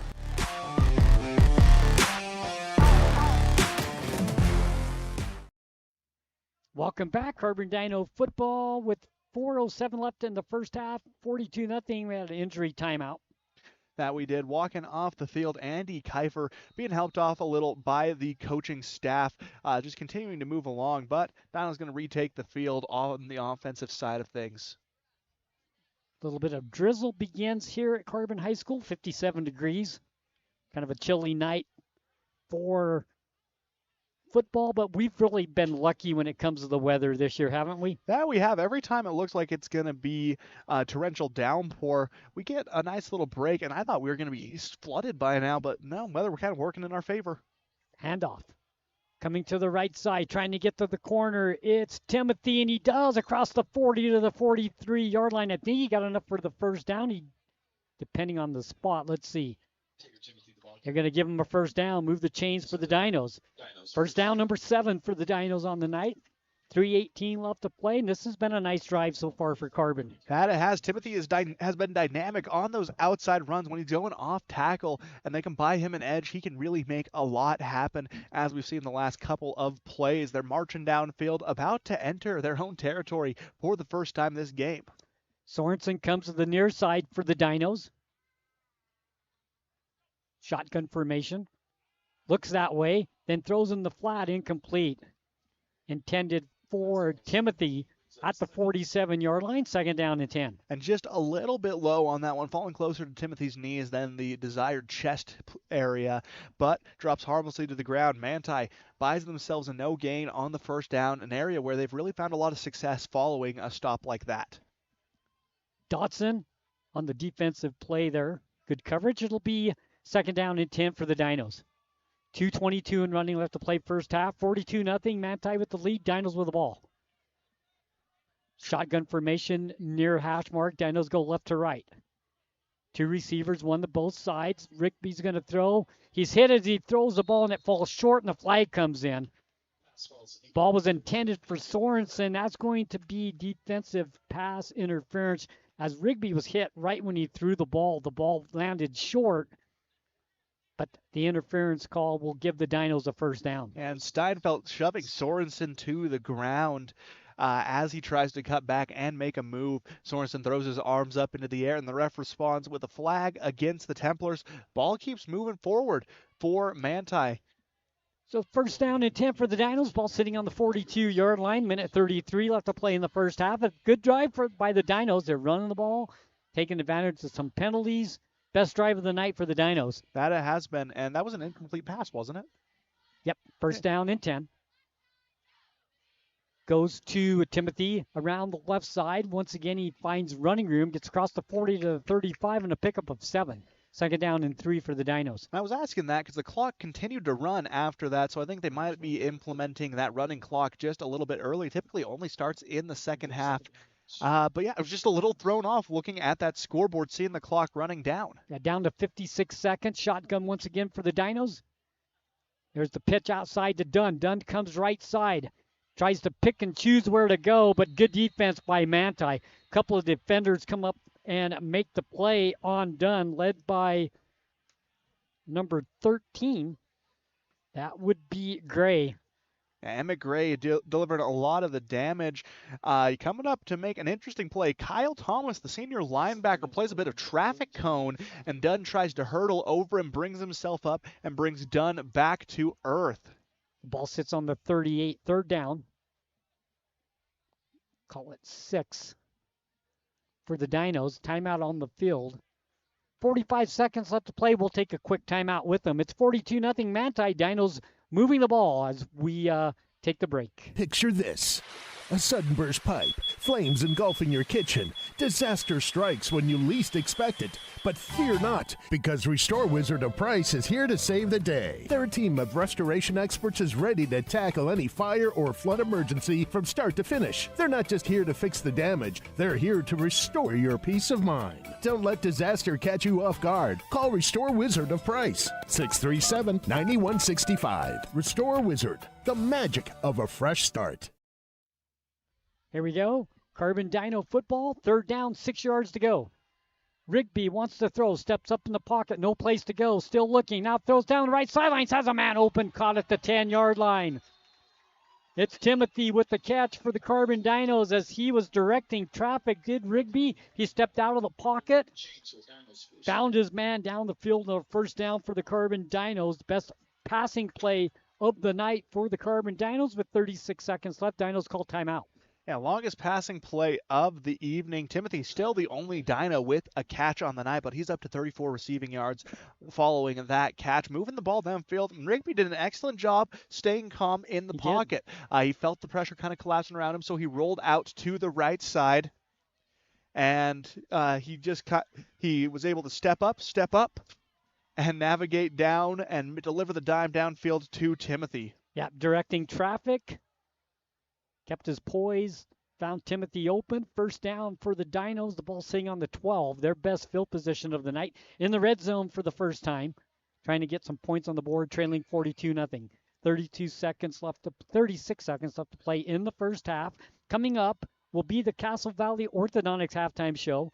We'll give you some stats on tonight's game, and then we'll look at some games from around the state going on tonight. We'll give you some finals that happened yesterday. Yeah, it's been an interesting week of football. Sunday, we got some Thursday games. We got some Friday games.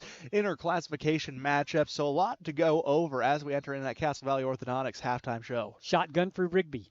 He looks left again, throws to the slant, coming between the hash marks, incomplete. Ball intended for Crispin. Second down. And a bit of a risky throw, throwing it right in front of the defender, but not enough reaction time to snag it. But falls harmlessly to the ground. Crespin unable to corral it in as another timeout called by the Dinos. Got to use that timeout. With an incomplete pass, the clock stops, but they elect to use the timeout.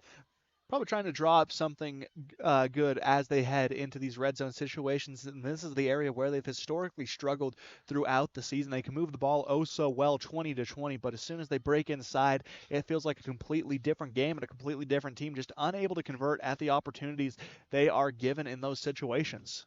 Yep. And it looks like Kiefer on crutches on the sideline, so we probably won't be seeing him again in this game. Another victim of the injury bug that the Dinos have been facing throughout this contest. Second down, 10 for the Dinos. 28 seconds left to play in the first half.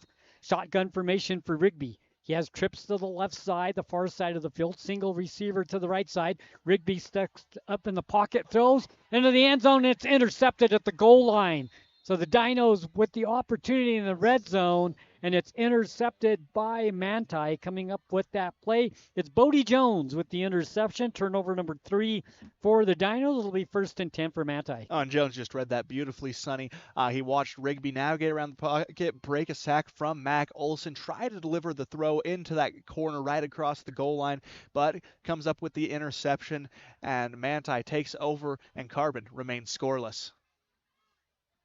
19 seconds left to play in the first half, and Manti with a 42-0 lead with the Carbon Dinos, and I'm sure here sitting on their own, 4-yard line, they'll probably take a knee and call it a half, and that's exactly what they do, and the clock will run out. We have played a half here at Carbon High School with the score, Manti 42 and the Carbon Dinos nothing. When we come back, Castle Valley Orthodontics halftime show. 95.3 The Peak. This is where the Dinos play. Transform your space with Spectrum Paint featuring PPG paint, the ideal choice for any home project. Imagine a kaleidoscope of colors at your fingertips, from soothing pastels to vibrant primaries. Whether revamping a room or adding character to your exteriors, Spectrum Paint makes every brush stroke count. Dive into a spectrum where quality meets creativity and paint your world with us. Visit Spectrum Paint to find the perfect shade for your home today.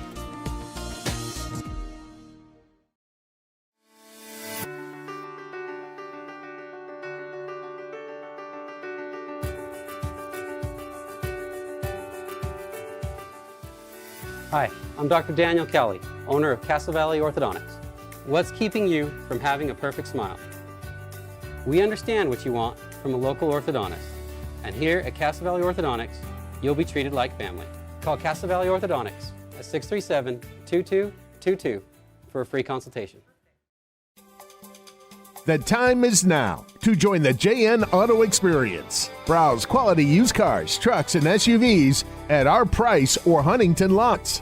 JN Auto can even help you get financing. Get fast, expert mechanic service to keep your vehicle running smoothly. Treat your car to a spotless wash or make it shine with professional detailing. Even rent a car. All in one convenient stop. JN Auto. Driven forward. Welcome to Emery and Carbon Animal Health, where Dr. Jensen and his staff greet you and your pet with caring smiles.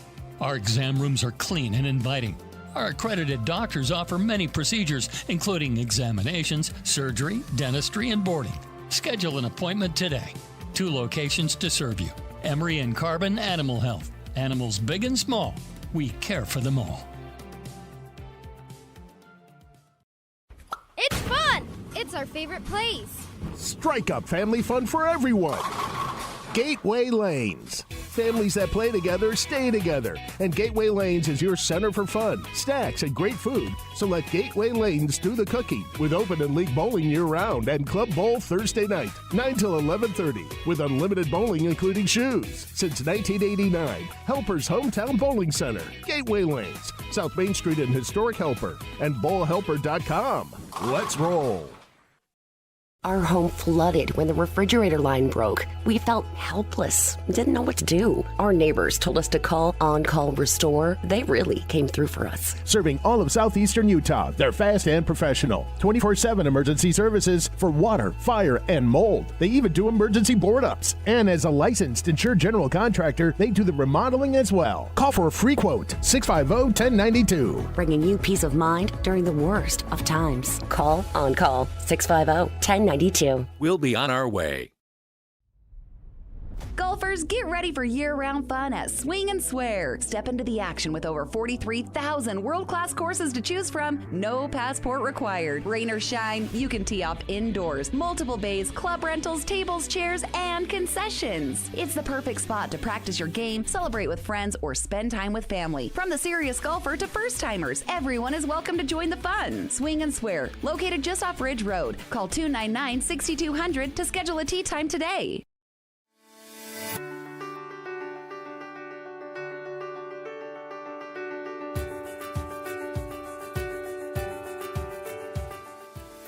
Hi, I'm Dr. Daniel Kelly, owner of Castle Valley Orthodontics. What's keeping you from having a perfect smile? We understand what you want from a local orthodontist. And here at Castle Valley Orthodontics, you'll be treated like family. Call Castle Valley Orthodontics at 637-2222 for a free consultation. Welcome to the Carbon Dinos Halftime Report, brought to you by Castle Valley Orthodontics. Call 637-2222 and schedule your free consultation for a smile that will last a lifetime.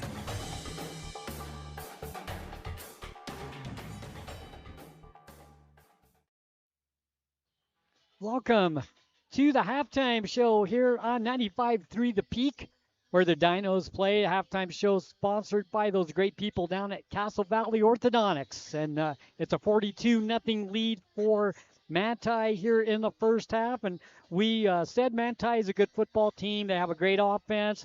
And they didn't waste any time showing it to us tonight. Yeah, Sonny, it took 2 plays for them to put up 14 points on the board. Before you could even blink, they were up 14-0, and they've kind of sustained that success throughout half number 1, building up that 42-0 lead, creating a running clock scenario entering half number 2. But there's not much you can nitpick about their offense that hasn't just been spectacular. The blocking has been stellar. The run reads have been great. The routes have been crisp. The passes delivered perfectly. Just a complete offensive juggernaut from Manti. They're a team that's peaking at the right time of the season. As you get ready for playoffs, that final week, weeks 9 and 10 is where you're going to want to see a lot of your development really start to shine through. Then you're ready for the playoffs when they roll around. And Manti looking like a team that could shock the world come playoffs. But is it really shocking the world when you have a high-powered offense as they have? Yeah, absolutely. We take a look at some team stats tonight. Let's do penalties first. Manti 4 for 45 and the Dinos 2 for 20. As we take a look at first downs, the Dinos have 9 and Manti has 5, but Manti scoring so quickly, they haven't been able to really rack up any first downs. Now, and they get the big chunk plays that result in the ball moving 25, 30 yards each strike, or they just find their way into the end zone. So that's why that stat's kind of as lopsided as it is. And then the big stat, turnover situation, the Dinos with 3, Manti taking care of the football. They have 0. And 2 interceptions and a fumble for the Dinos. 2 of those happening in the first quarter. Both a very unfortunate position for the Dinos, setting up very easy scores within the red zone for Manti. The last coming in, I'd argue, an even more unfortunate situation, knocking on heaven's door at the goal line. You roll out, throw it, and you're picked off at the 1-yard line. Just a tough break for Carbon. They were on the verge of ending the shutout, but now down 42-0. Last week against Delta was the first time the Dinos found themselves with a goose egg on the year. Every other game they have managed to score Manti looking to keep them in check, and they did just that when they needed to with a bend don't break mentality on the goal line stand. So the first quarter, Manti outscored the Dinos 28-0. Second quarter outscoring the Dinos 14-0 to make it 42-0 at the half. And let's do a rundown of scoring, and you can just chime in after each one and give your thoughts on the high-powered offense of a Manti.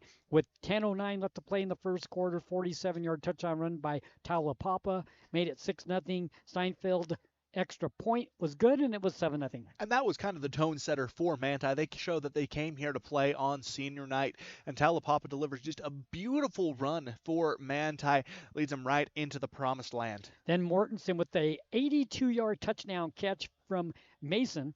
And Steinfeld's extra point good with 7:38 left to play in the first quarter.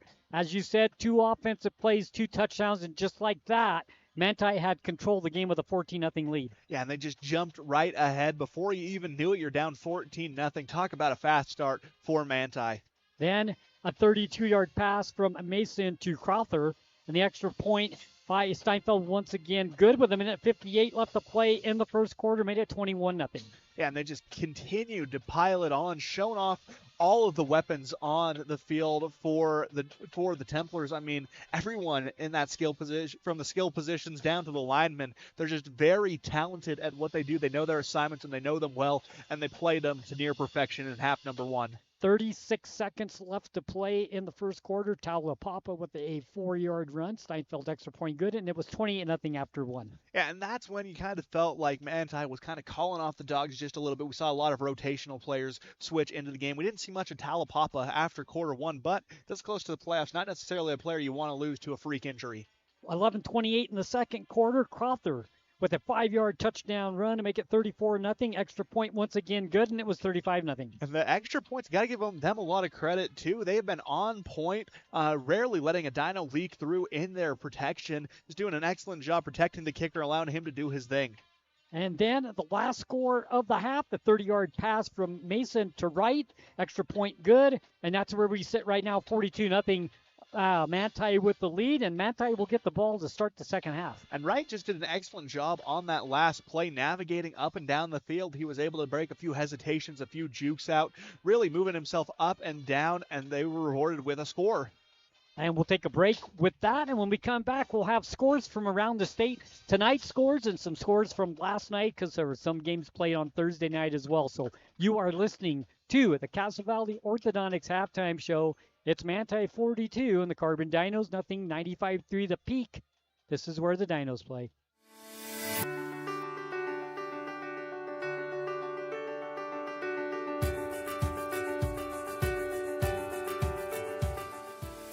Hi, I'm Dr. Daniel Kelly, owner of Castle Valley Orthodontics.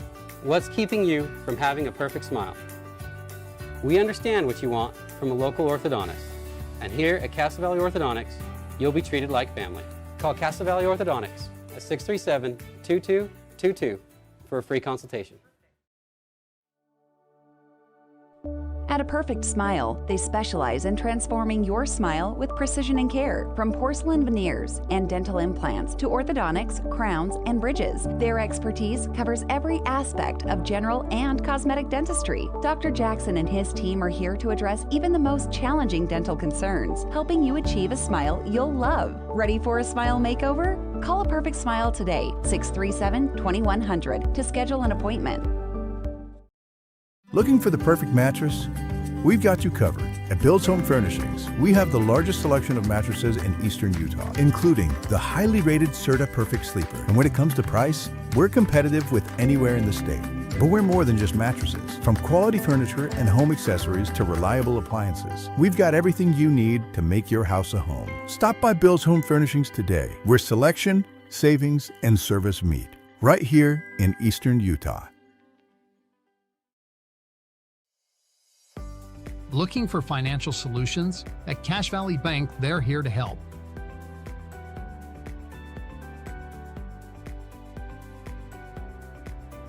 Whether you need commercial loans, mortgages, or expert financial advising, they've got you covered.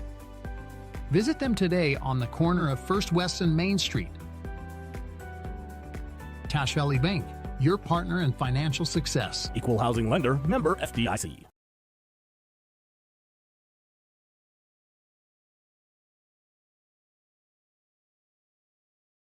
When your comfort is on the line, trust the experts who care. At Air Temp Heating and Cooling, we've been dedicated to keeping Castle Country cozy since 1999. Our certified technicians are ready with 24/7 emergency service and the latest knowledge in heating and cooling technology. As a proud Bryant authorized dealer, we'll do whatever it takes to ensure your home or business stays comfortable year-round. Call Air Temp Heating and Cooling today at 637-4468.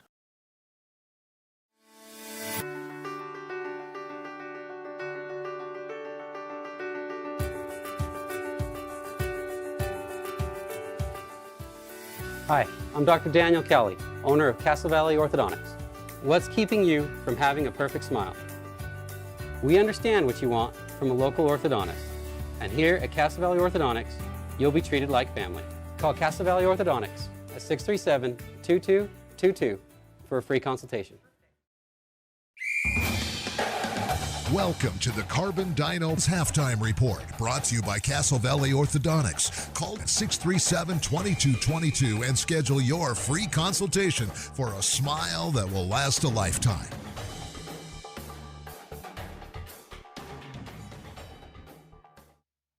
Welcome back to the Castle Valley Orthodontics Halftime Show. We're about ready for the start of the second half here in Price, the campus of Carbon High School. The senior night for Carbon, the last regular season home football game. Hard to believe that we're already at that we have one more after this next week. On Thursday night, don't forget, we will be Cedar City as they play Cedar. That should be a good one. Cedar ranked number 1. They're a very good football team. You know, Sonny, I got some news for you. They are officially on upset alert heading into the halftime break. Let's take a quick look at some scores from around the state to see where we stand. Juab up 21-7 over Cedar. I'm thinking Cedar might finally be facing their match, especially now that they're playing a road game against a very tough Wasp team. Looking at a few other scores from around the state, it's an interesting night of a lot of cross classification. Beaver taking on North Sanpete at North Sanpete. Beaver, a narrow 4-point advantage, 14-10 at the halftime break. Canyon View taking on Richfield. This game being played at Richfield as well. At the halftime break, Canyon View up 14-7. A lot of shakeups could be coming our way in terms of the RPI rankings. And then finally, moving over to our 2A game, South Sevier, the number 2 team in the 2A classification, taking on the top-ranked 1A 8-man team in the Rich Rebels, breaking out into an 8-man format for one game each season against the Rams. South Sevier up 32-14. Delta laying a smackdown on the Grand Red Devils right now. Midway through the second quarter, up 42-0. A similar score to what we're seeing right here. Looking at yesterday's contest, because we had quite a few of them from across the state. Lots of games were played. If the internet connection would cooperate with me, Sonny, I'd be able to tell you what happened, but I know for sure the Emory Spartans traveled down to Blanding yesterday to take on the San Juan Broncos, a game which the Spartans fell in 65-14. Other scores, Grantsville beats Logan 49-33, Union beats Ben Lomond 50-0, and Morgan defeats Ogden 38-0 on the 3A side. In 2A, South Summit beats Judge Memorial 62-0, and that really rounds us out for scores from around the state, especially in these rural games. So we're about ready for the start of the second half. It's 56 degrees. It's getting a little chillier. Wind picking up a little bit. We get this game in before we get some rain. So far, we've had a little bit of drizzle, but we've been pretty lucky. See if we can get this game in before the rain starts. Yeah, no, Sonny, we're very fortunate. The most rain we experienced so far today was when we were setting up, and we were worried about how it was going to impact us throughout the game. But Mother Nature doing us a major solid and avoiding that downpour as we get ready. 45 seconds away, and the Dinos will kick off to open up half number 2. The Templars look to continue their offensive momentum, but be aware, Sonny, a running clock situation throughout the remainder of half number 2 as Manti up 42-0, crossing that 35-point advantage threshold to bring that upon them. So we're ready for the start. You have been listening to the Castle Valley Orthodontics Halftime Show. 42-0 score, Manti with the lead, and the Dinos will give them the ball to start the second half. Back to receive the kick will be Wright. And Manti probably going to want to get at least one more rep in with those first team guys.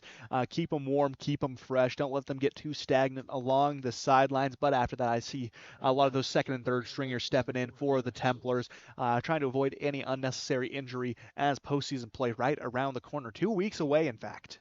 Robbins back to receive the kick as well for Manti. Chile will kick the ball off for the Carbon Dinos, and we are underway for the second half. High kick. Ball lands at the 5 and then bounces into the end zone. It'll be 1st and 10 for Manti. They'll start on the 20-yard line on the touchback. So, second half underway. That was a big booming kick by Chile. Sonny, he really hit that up into the air. Great vertical lift on it, and it carried just enough to force a touchback from Manti. And it's always good when you can halt a team very good at returning to a no gain in that situation, setting them up at the 20-yard line. Probably the worst field position we've seen Manti start with this game, barring that 1-yard line stop they had to end half number 1. So the clock starts. It will continue to roll with 11:43 and running. 1st and 10 for Manti. Have a new quarterback. The handoff goes up the middle. Pickup of about 3 or 4. Flag comes in. The ball carrier is Thompson.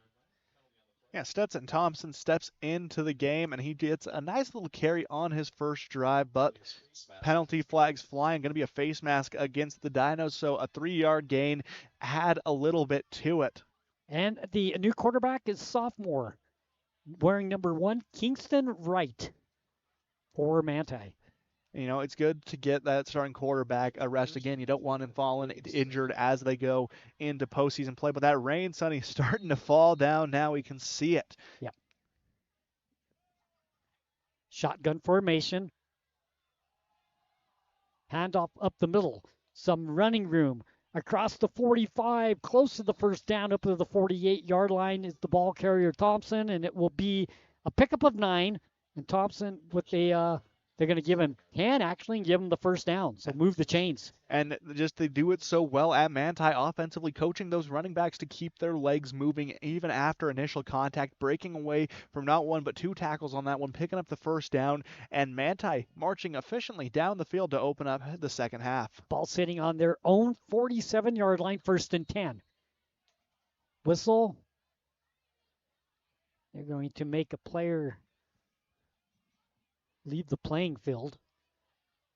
Yeah, usually when Manti. Usually when you see something like that, it's typically an equipment malfunction, or they're wearing something they probably shouldn't be, like a piece of jewelry on the field. Switch players and we're ready to go. Shotgun formation for Wright. Pitches it outside. Nice defense that time by the Dinos. Loss of 2 on the play. Going to be third down. A bit of an option play running there for the Templars. Wright passes it off on the last second to Thompson. Unable to get anything, a good defensive stand by the Dinos to force a loss on first down. Actually be 2nd down and 12. They turned the ball marker quickly, didn't they? That they did, Sonny. They're on top of it. And the rain is starting to come down. Well, we jinxed it at halftime, didn't we? Mother Nature did us a favor, and now obviously not. Starting to come down. Shotgun formation. Trips to the right side. Rolling out to his right is the quarterback Wright. He's hit back at the 40-yard line. A nice defensive play by Dunn to get back there and make the tackle. Stepping into that linebacker slot, he's wreaked havoc on Manti all evening long, but a flag flies. Holding. That's probably a penalty you might decline. Yeah, you might decline it in this situation. Took the loss. Yeah, you got the loss, and you force a 3rd and deep situation. They're going to take the penalty. But then, Sonny, that rain, I don't know if you can hear it, but it's very audible above us now. It's coming down quite hard as we see fans hurrying to put their hoods up, try and keep warm as they can. But, yeah, I don't understand the rationale behind taking the penalty. But I don't either, because they only gained 5 yards, and it's still 2nd down, where you could have had 3rd down. Yeah, you could have had 3rd down still long. And a loss regardless. Dunn did a good job shutting that down, but they march backwards. Wright goes under center. 2 receivers both sides. Ball sits on the near hash mark. They go left to right. Manti, handoff up the middle, keeping it on the ground. Once again, it's Thompson. and he'll pick up a couple and make it 3rd down and long for Manti. So the decision on the holding call doesn't really have much of an impact. They still force a 3rd and very long, about a country mile for the Templars. And that rain's really coming down now, Sonny. Here it comes. You know, the one nice thing, though, is we haven't seen any lightning or thunder in the area, so it's just a good, clean, old-fashioned rainstorm. To the line of scrimmage comes Manti, 7:27 and running. Wright wants to throw. Hit as he throws. Gets it completed out into the flats to Robbins. Gets across the 40. Ball on the ground. Recovered by the Dinos. Fumble recovered by Carbon. Yeah, flying out of the hands of Spencer Robbins. Sandoval makes the recovery for the Dinos. First turnover of the night for Manti as the rain comes down hard. Hard to hold on to the football. Manti fumbles it. The Dinos recover. 1st and 10 on the Manti side of the field.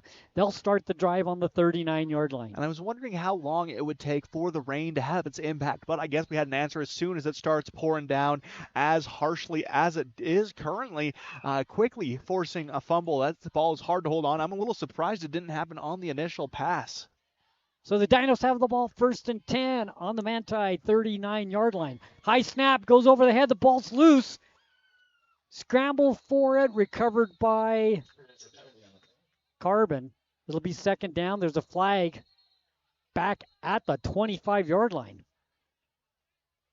And a good job. Might be a delay. That play might not have happened. That's the only thing I could think that flag could be. Yeah, talk about saved by the bell if that's the case. And yes, it's going to be procedure going against the Templars. So the Dinos dodge a bullet on that one. The rain having its impact on both sides. Looking down on the playing field, it's like playing on a slip and slide, Sonny. And as fun as those are as a kid, it's something that definitely ain't ideal to be playing football in. Move it all the way down to the 24-yard line. 1st and 10 for the Dinos. 6:42 and running. Left to play in the 3rd quarter. Manti with a 42-0 lead. And clock continues to tick midway through quarter number 3 now. Just moving very, very efficiently now. That clock's running nonstop. And the rain has slowed down just a tad bit. Handoff up the middle. Couple of yards, maybe 3. Done the ball carrier. You're going to give them 4, maybe even 5 on the play. So they move the pile right at the end. So pick up a 5 for Dunn, 2nd and 5. Yeah, and Dunn has done a good job in the latter half of this game, just continuing to move that ball forward. That's what's impressed me most. He takes up another position on short notice, and he's able to really excel in it. 2nd down and 5. Quick pitch goes outside to Timothy. Timothy tries to get around the corner, can't do it. It's going to be just shy of the 1st down, 3rd down. Now players slipping on the track as well, but Timothy able to buy himself a bit of an edge on that one. Advance the ball forward about 3 yards. Not enough for the first, but keeping it moving forward. Give a shout out to Ryan Piccolo, our cameraman. He's out in the rain. They're doing a great job. Thank you, Ryan. The canopy's raining on top of him as well. Just an unfortunate series of events. I'm very thankful that he's taking the blow instead of us. Real trooper for that. 3rd down, 2 for the Dinos. 5:08 and running. Shotgun formation for Rigby.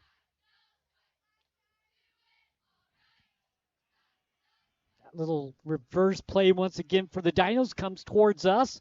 Breaks a couple of tackles, gets to the 20, brought down at the 15-yard line. I'm going to mark him down about the 12. Ball carrier for the Dinos.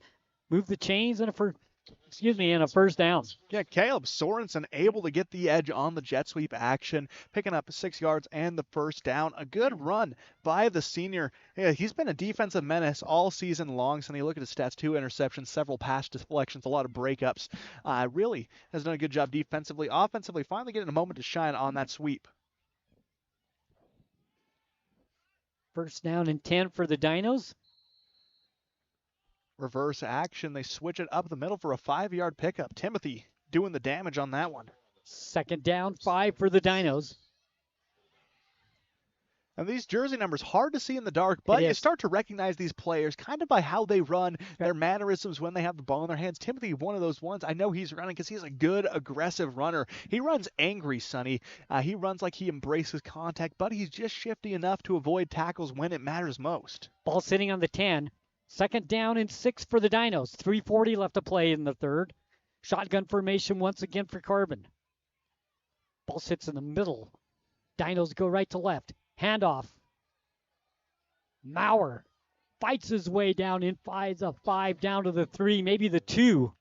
And it'll be enough for a first down for the Dinos and move the chains once again. And the Dinos first and goal. The Dinos knocking on heaven's door now. Last time we saw him in this situation, though, an interception was thrown, resulting in Manti ending the half, keeping the Dinos blanked out on the scoreboard, but now looking to reverse fortune. So we have a first and goal for the Dinos. The ball sitting on the 2. Handoff up the middle. Close to the goal line. Touchdown for the Dinos. Maurer plows his way through, Sonny. He shakes, he shimmies. He gets a little help from his offensive line, namely center Will Hinckley, and they're able to push into the end zone, breaking the goose egg. What a drive for the Dinos. Clock was running the whole time, had a lot they had to work against, had to get a stop via fumble, had to recover a fumble of their own that luckily was negated by a procedure penalty against Manti, but now they can finally relish in a score as that rain continues to pour on the field. Timothy on for the extra point as Maurer just takes the ball, sticks his head down, goes into the end zone for the touchdown to make it 42-6, ready for the extra point. The snap, the hold, the kick is up, and the kick is good. 2:53 left to play third quarter. It's Manti 42, and the Dinos on the board with 7. When we come back, Dinos kickoff. At Castle Country Vet, they believe every pet deserves a touch of love and expert care. You can trust Dr. Harmer and Dr. Kelly. They're not just veterinarians, but passionate pet lovers, dedicated to nurturing your furry friends like family. From routine checkups to emergency interventions, you and your pet will experience compassionate, professional care every step of the way. Let Castle Country Vet help your pets lead the happiest, healthiest lives. Call Castle Country Vet today, 637-5797, because love is a 4-legged word.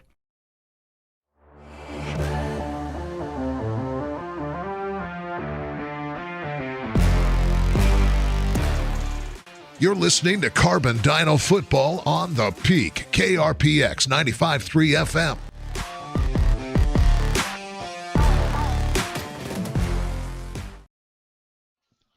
Welcome back, Carbon Dino Football. Dinos on the scoreboard, 42-7. They will kick off with 2:53 left as the rain, as we were talking on the break, it like you don't see any drops hitting the ground. It's more like a misty snow. Yeah, for those of you watching on YouTube over on Castle Country Sports Carbon, you're not going to be able to really pick it up on the screen. You'll see a faint bit along the top edge, but for the most part, once you get onto the field side, it's just invisible. Yeah. Kind of strange. There's the onside kick. Got a penalty flag down. It's going to be offsides on the Dinos. They'll move it back 5 yards and do it again. Give it another dead try. Ball. I don't see any reason why you wouldn't keep going for that onside kick. Continue the ability to try and put points on the board, and especially with the rain coming down as hard as it is, it's going to make that playing field a little slippier. It's going to make that ball a little harder to get your hands on.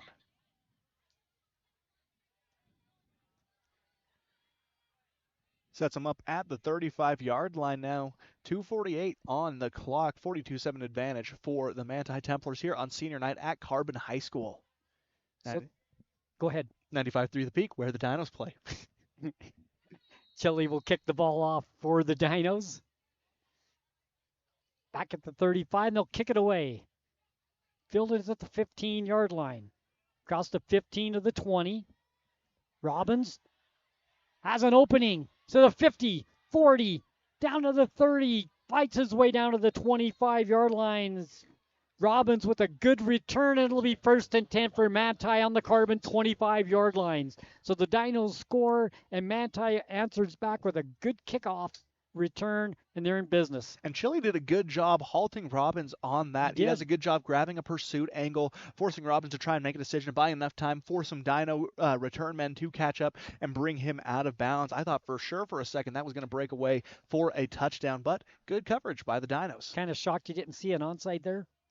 No, once you get called back for that, I can understand the rationale not doing it, but set up in about the same space anyways. Trips. Handoff goes up the middle. Trips to the right side.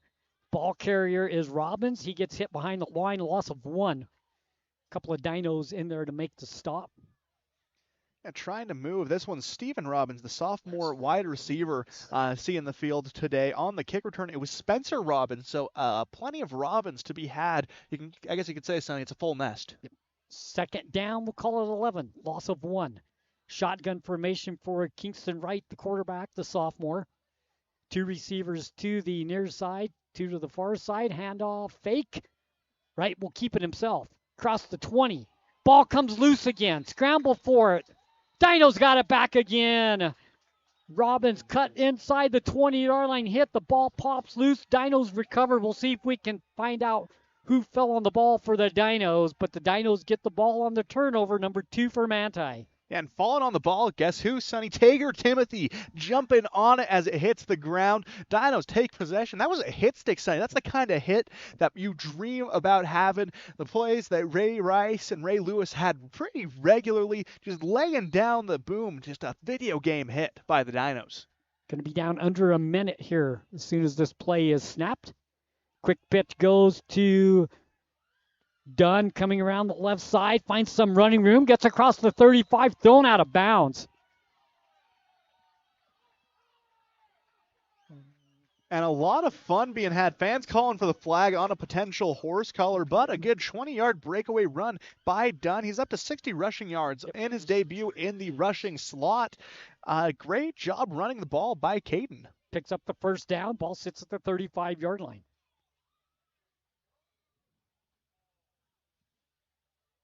First down and 10 for the Dinos.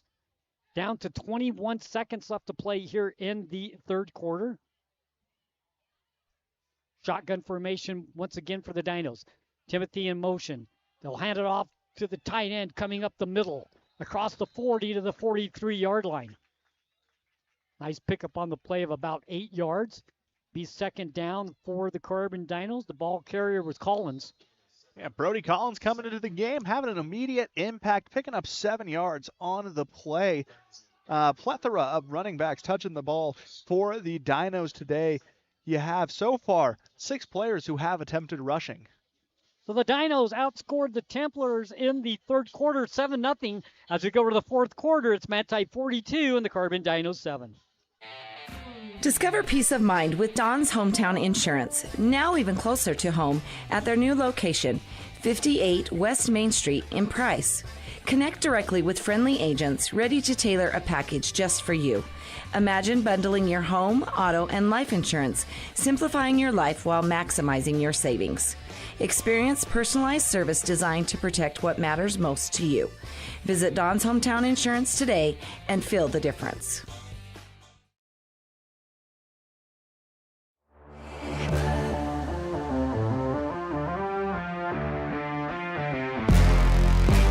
I'm Will Hinckley, number 66. I'm Cole Hinckley, number 72, and you're listening to 95.3. First down, 10 for the Carbon, second down, for the Carbon Dinos. Handoff up the middle. A nice gain for the Dinos to pick up the first down and move the chains. Yeah, Dunn with another big gain on that play, bringing his total to about 70 yards on the day. He just continues to power the way down into the second half. Shotgun formation for Rigby. Deep back once again is Dunn. Dunn will get it again. Breaks a tackle in the backfield and gets back to the line of scrimmage and picks up a yard. He did good to pick up a yard because he got hit back at the 50-yard line, fought his way back to the line of scrimmage, 2nd and 9 for the Dinos. Yeah, always tough trying to fight through that initial contact, especially if it's behind the line of scrimmage, but Dunn does a good job maintaining his composure and driving forward. Dinos break the huddle and come to the line of scrimmage, 2nd and 9, ball sitting on the Manti 44. 2 consecutive drives now they've been on the Manti's side of the field. Handoff goes to Dunn, has running room between the hash marks, fights his way to the 38-yard line. Hard running by Dunn. And he's going to be about 3 yards shy of the first down, but very manageable for third down because it's definitely 2-down territory. That it is, Sonny. You're going to just continue to go for it. Third, fourth down. You're not going to punt this ball away, especially at this juncture of the game. But Dunn has done a good job of just continuing to bully his way forward, up to 77 rush yards on the game. When you find something that works, you're just going to continue to run with it. No pun intended. Shotgun formation for the Dinos. Ball sits right in the middle of the field. They go left to right. Dunn stands in the backfield. We have a whistle and a flag. Procedure against the Templars, and they're going to move enough for a first down. Another penalty coming by way of the Templars. If I remember right, saying this is only the second penalty of the half, but both coming on procedure against Manti. Move the chains on the first down. Shotgun for Rigby. Dunn in the backfield. Fake the Dunn. Broken play. Rigby can't get back to the line of scrimmage. He's brought down back at the 36. That play never developed. In the backfield, it's going to be a loss of 2. We have a flag late, sitting on the 30-yard line, so we'll see what the flag is. There was a bit of a pile of humanity about 3 yards from the line of scrimmage. I'm sure that has something to do with it. And they're going to call a face mask against the defense. It's a personal foul face mask. So that's going to be the 7th penalty for 80 yards on Manti tonight.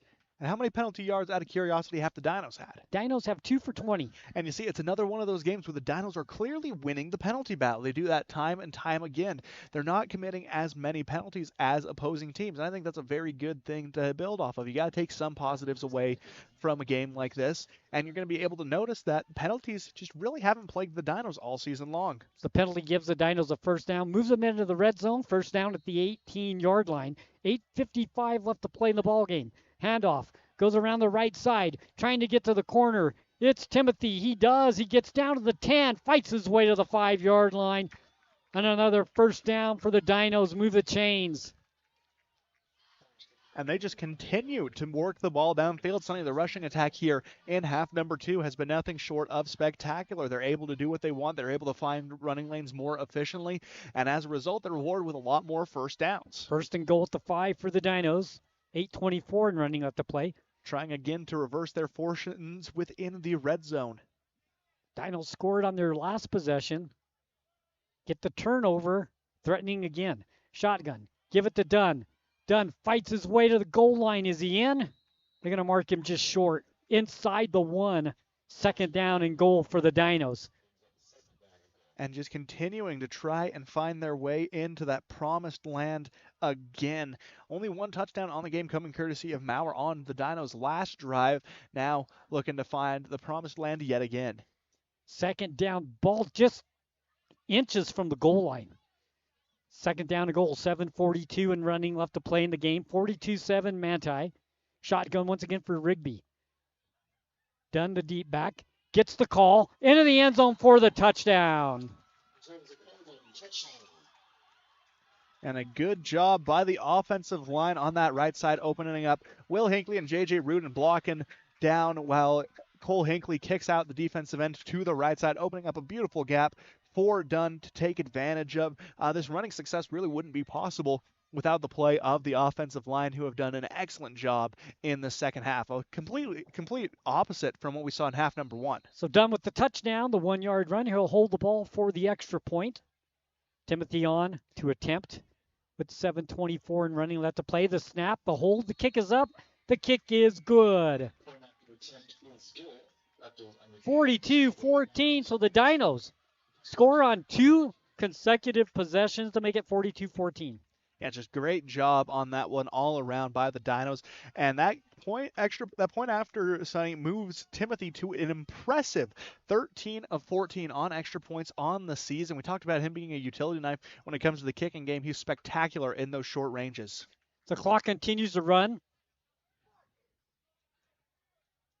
And the Dinos defense has forced 2 turnovers here in quarter number 4, and in the second half, just doing an excellent job forcing fumbles out from Manti. Rain's definitely cooled down just a little bit, not falling as hard as it was, so the ball going to be a little less slippery, but the turf soaked to the core, going to be a continual problem for both teams. Still damp, misty in the air, but the rain has definitely slowed down with 6:22 in running. The Dinos will kick the ball away. Chile will kick it off. See if the Dinos try the onside kick if they kick it away. And Manti's prepared for it. They're bringing the troops and some backups up to that front line.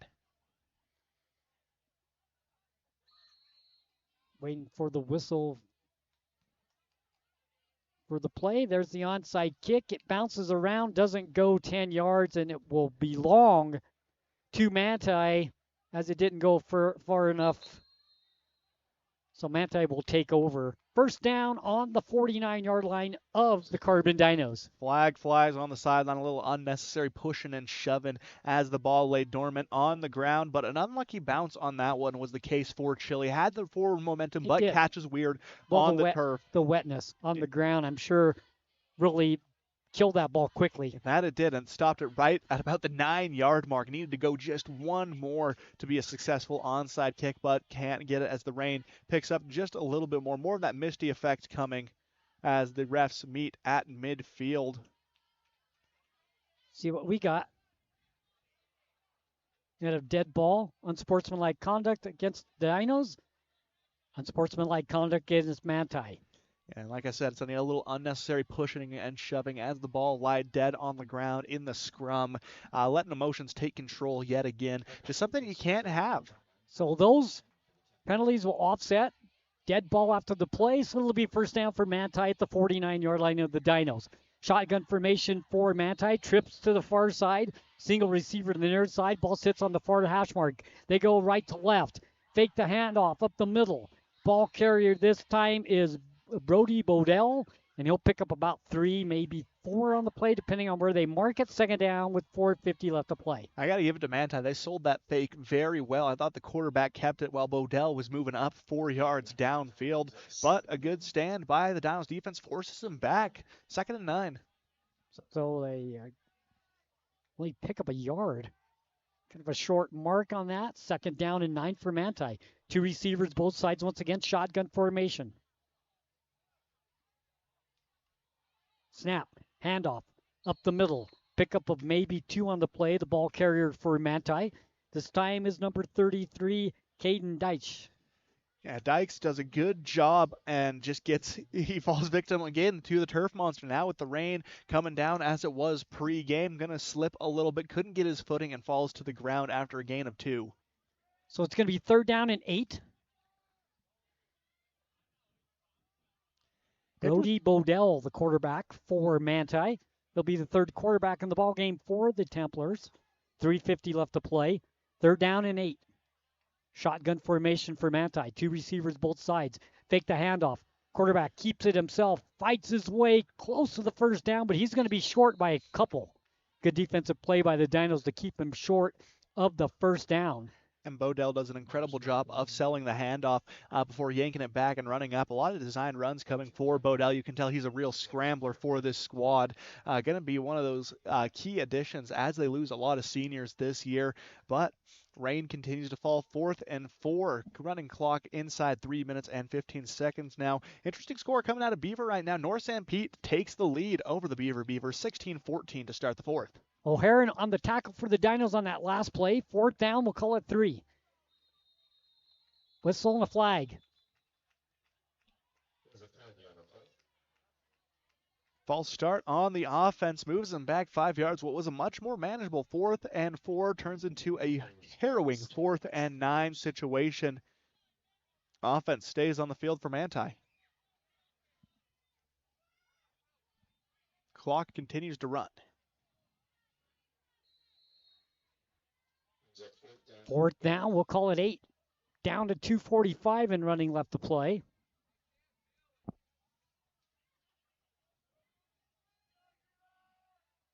Manti comes to the line of scrimmage. 2 receivers, both sides. Ball sits far hash mark. They go right to left. Flag comes in. It's going to be on the Dinos. It's going to be offsides on Carbon.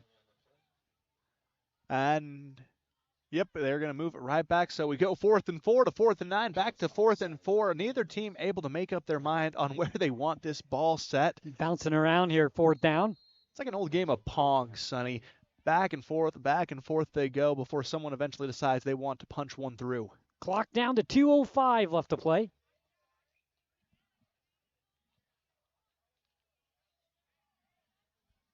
Down to a minute 58. Shotgun formation, 2 receivers, both sides. Bodell, the quarterback. Long snap count, down to a minute 45. Whistle and a timeout, Manti. With a minute 44, they let the play clock go down to 1. They call timeout with a minute 44 left to play and a 42-14 score.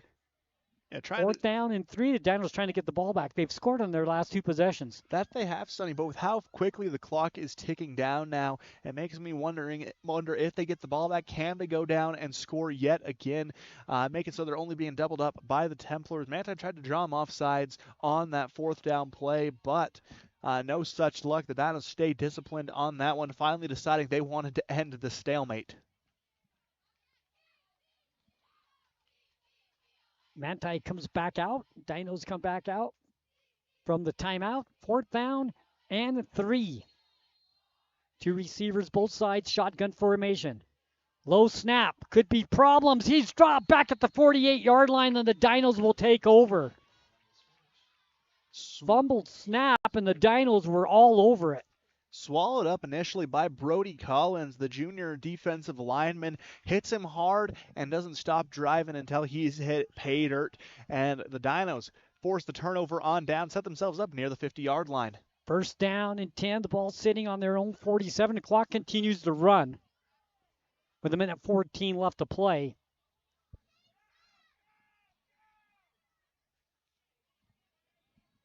Shotgun formation. Pitch comes to the right side for the Dinos, trying to get to the corner. They do. 40, 35, 30, down the sidelines, 20, 15, 10, 5, touchdown for Carbon. The Dinos, it's Dawson Johnson taking it down the right side, and it's a 42-20 game with a 52-yard run. And you're no stranger. I love watching Dawson Johnson play, Sonny. He's an electric freshman when he's on the field, and now he takes off for a 52-yard scamper into the promised land. He goes, makes it a 48-20 ball game. The Dinos haven't quit at any point of this game, and I think that's a very admirable thing from this team. They continue to drive the ball downfield, finding their lanes, finding their opportunities, and they're rewarded by increasing the scoreboard. 42-20 now. Dinos have scored the last 3 possessions. And a little confusion coming on the field. They're calling for a holder. No holder will come.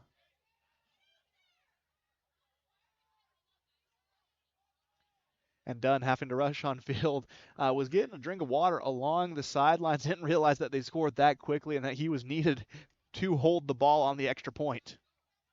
49 seconds left to play. There's the snap, the hold. The kick is up. The kick is good. 49 seconds left to play. It's a 42-21 game. The Dinos have cut that lead in half. It was 42-0 at one time.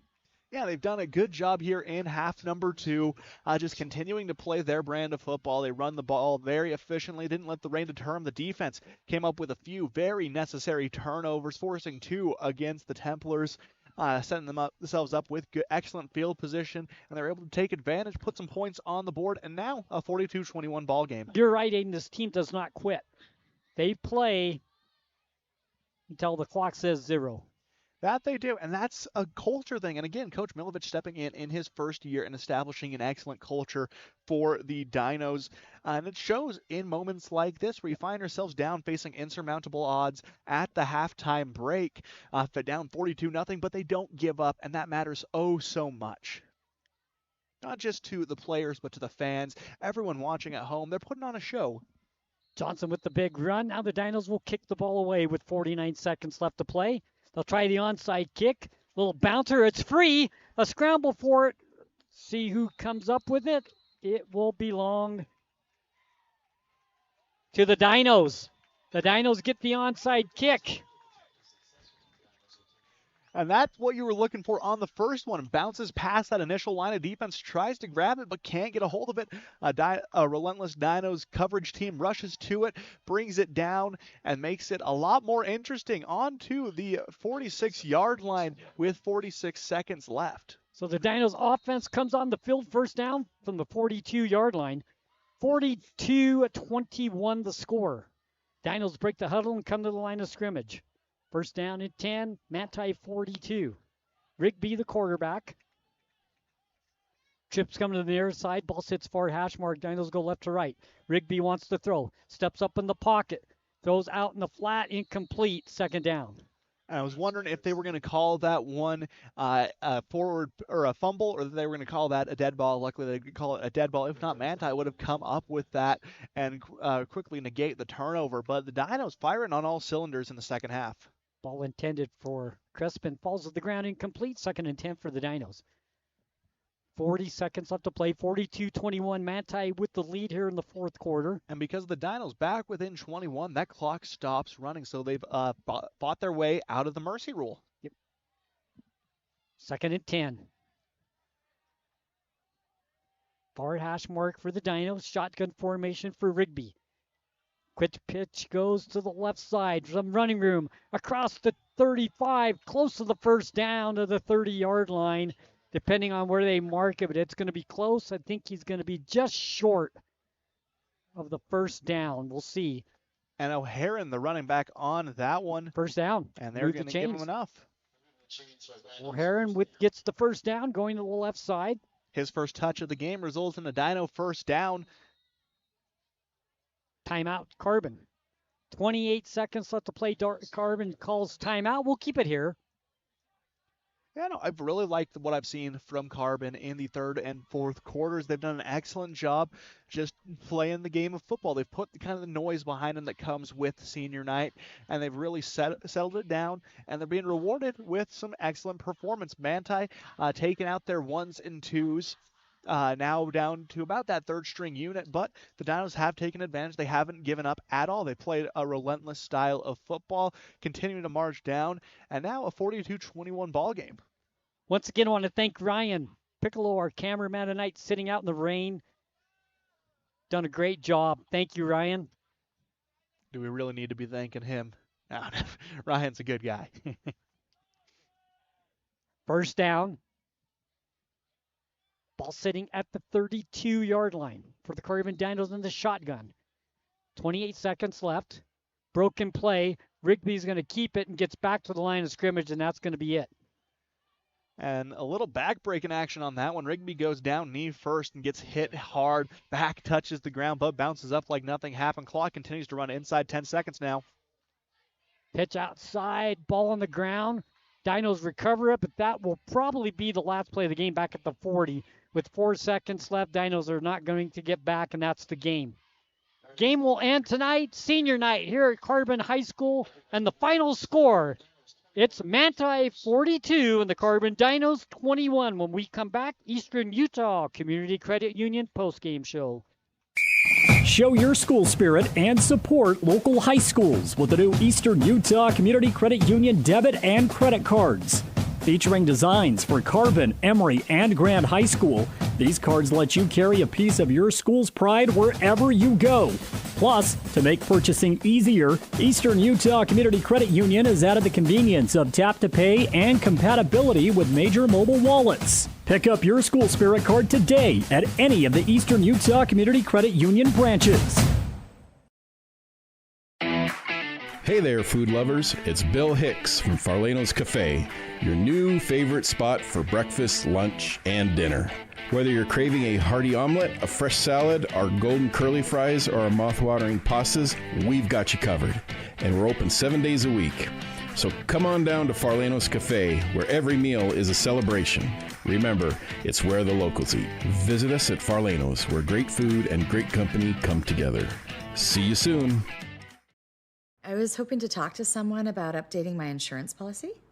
I am able to understand complete sentences. That was a complete sentence? I didn't understand that. Why can't I just talk to a person? No one talks to humans anymore. Sometimes humans are just more helpful. I hear you. Why don't we review your coverage with a super check? Farm Bureau Financial Services. It's your future. Let's protect it. Contact Farm Bureau agent Jill Jensen in Price today.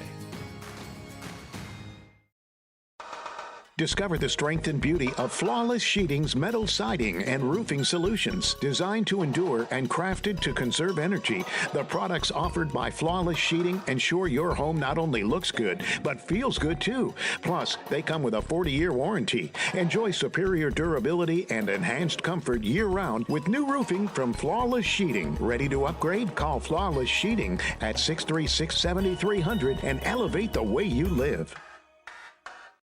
You see your friends with their new travel trailers, four-wheelers, and side-by-sides. They're living the dream, right? Well, it doesn't just have to be a dream. You can start living that same dream life today by starting your new career with GMS Mine Repair and Maintenance. GMS is hiring mechanics, electricians, fabricators, experienced and inexperienced miners. They offer high starting wages, benefits, a 401k, and vacation pay. Local jobs are available. Apply today. Email your resume to kbarker@gmsminerepair.com. The dream can be yours with GMS Mine Repair.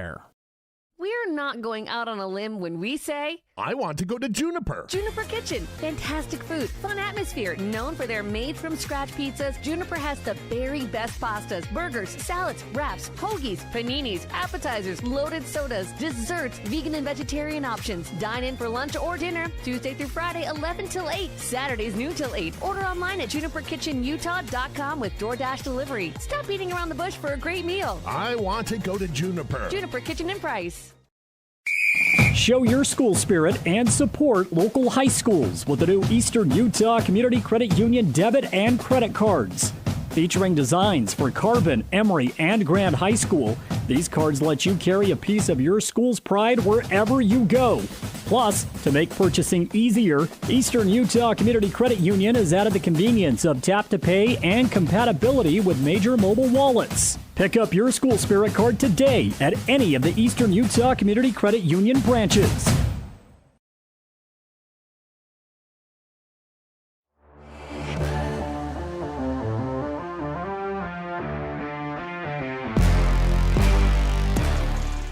You're listening to Carbon Dino Football on the Peak, KRPX 95.3 FM.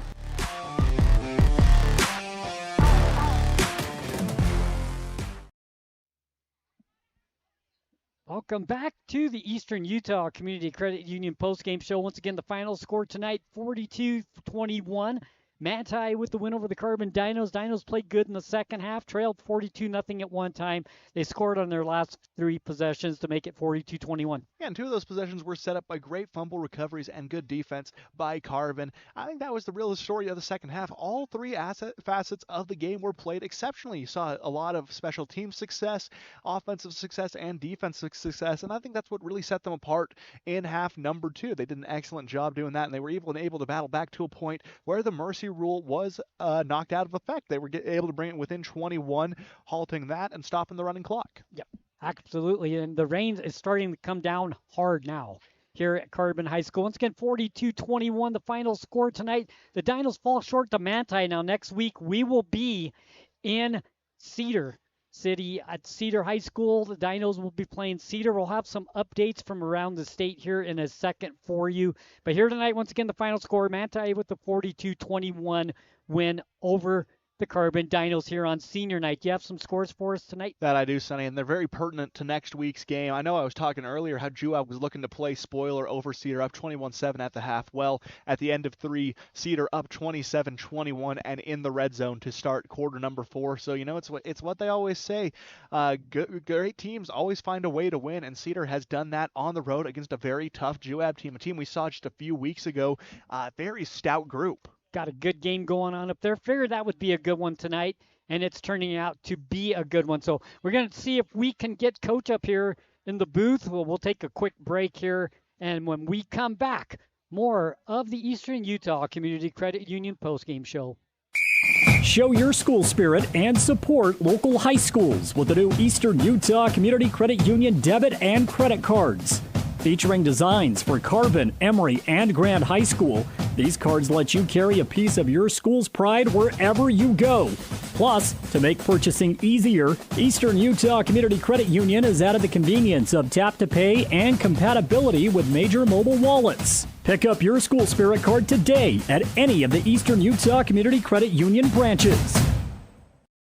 You're looking for somewhere you could be proud to work. Komatsu is looking for you. Komatsu is a leading manufacturer of construction, mining, forestry, and industrial heavy equipment. Komatsu currently has openings for seasoned welders, journeyman electricians, and MSHA certified electricians, as well as master machinists. At Komatsu, not only will your skills be rewarded with competitive wages, but you'll also enjoy benefits like a robust 401k plan. Grow with Komatsu. Go to komatsu.com or call Tanner at 636-6150. The more things change, The more they stay the same. yes, Mr. Automotive has a new building in Huntington. But that just means the services they offer just got better. Detailing and mechanic work are being added to the already great service Mr. Automotive had already offered. And all deals are still done with the owner at the lowest prices possible. New building, same best prices, and more auto services. Go to MrAutomotiveSales.com or stop by the dealership, 21 South Main, Huntington. Mr. Automotive, the best for less.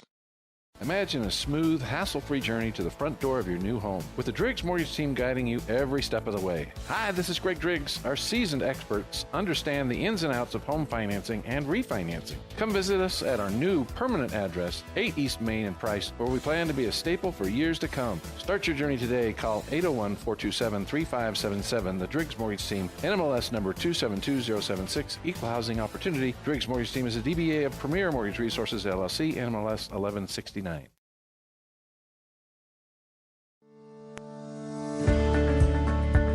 At Oliver Law, we specialize in criminal defense and DUI. Everyone needs to know their rights. Let us guide you through the criminal justice minefield. At Oliver Law, we still believe in innocent until proven guilty.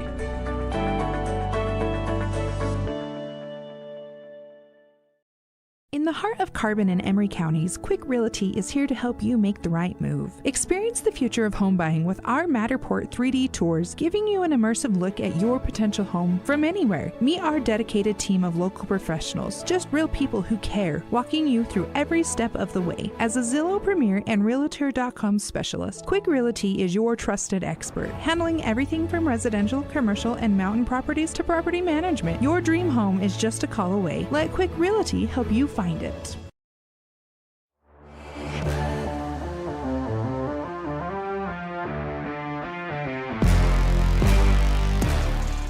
You're listening to Carbon Dino Football on the Peak, KRPX 95.3 FM.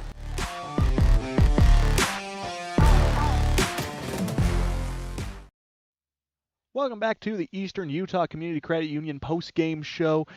Coach Nick Milovich of the Carbon Dinos joining us now in the Sutherland's broadcast booth. Coach, always a pleasure to get you up here. Thanks for taking the time. Always. Thank you. I feel bad for missing the past couple of weeks, but it's good to be back up here. And don't worry, we faced some interesting situations the last few weeks, whether they be road games, interesting conditions on the field, as we're seeing tonight. Yes. But I think overall, I liked what I saw from the team. It was a rough first half, jumping up to that 42-0 lead over you guys. But half number two, you guys looked composed out there. And the thing was, you kept playing. Right. And that's what we were talking about it up here. That's a very big indicator of a good culture here. And you've done a good job establishing that in your first year. Well, I appreciate that. That's really nice. And it's really just a credit to the kids. They had every right to just say, we're done. I'm cold, wet, and tired, and this isn't too fun. But the grit and determination of this team is so special. And again, it's so easy to look at scoreboards and well, this and that and the other. But this is a young team with wonderful athletes that love their community, that love their school. And I hope people see that. I think they do, Coach. They show up to these games. They're watching online. They love what these kids are doing, and they put on a show for them tonight. I think that's the biggest thing. Now, kind of continuing on that trend of great kids on the field, senior night tonight. I know it's always a bittersweet moment, especially as a first-year head coach. I feel like this first group of seniors that you have is always going to have a special place in your heart. Absolutely, and they were. It's a huge blessing for me that they had enough love of the game, enough love of community, no matter who the coach was, to still come and play and to show out for everyone here. And like you said, that just we had 9 of them, and it's so hard to see them leave. But you know what? It's always a great thing, kind of that parent of that parent mentality of making sure your kids are ready to take on the world, and I'm happy to say our little 9 are ready to take on the world. In high school football, it's a fun game to be played, but there's so many life lessons that you learn on the field as well. Looking back onto that on-field performance, the rushing attack tonight was absolutely stellar. You look at the stats, lots of players touching the ball in that regard. Caden Dunn making that switch from quarterback to running back. I think he really excelled in that role tonight. He really did, and I was proud of him. Just starting out at the quarterback, getting thrown into there, and then asking again to change up. And we're thankful for his willingness to do that. And I think he's found a really good home at that position. And again, he's just a junior, so we're excited to get him back and get him more refined because he looks pretty darn good. And another one of those juniors who really shined tonight was Tager Timothy. Absolutely. He's a utility weapon. Absolutely. He can kick, he can play defense, he can run, he can catch. Yes. The kid really does it all. What does it mean to you as a coach to have a player, or in terms of scheming for games, what does it mean to you to have a player who can really do it all like Tager does? Oh, it's so huge. Our Swiss Army knife. And we put him in that slot wing for a position or for a reason, because he can do everything from jet to toss to catching the ball, and just a matchup nightmare. And we're just so thankful to have a player of his caliber and his attitude, willing to go from one thing to the next. And we put a lot on his plate, a lot of lingo and things like that he has to know, and it seems like he's taken off and run with it. Another aspect that I've always been impressed with by you guys with this season has been your secondary on the defensive side of things, namely Trace Cresp and Caleb Sorensen. That's an excellent duo of cornerbacks.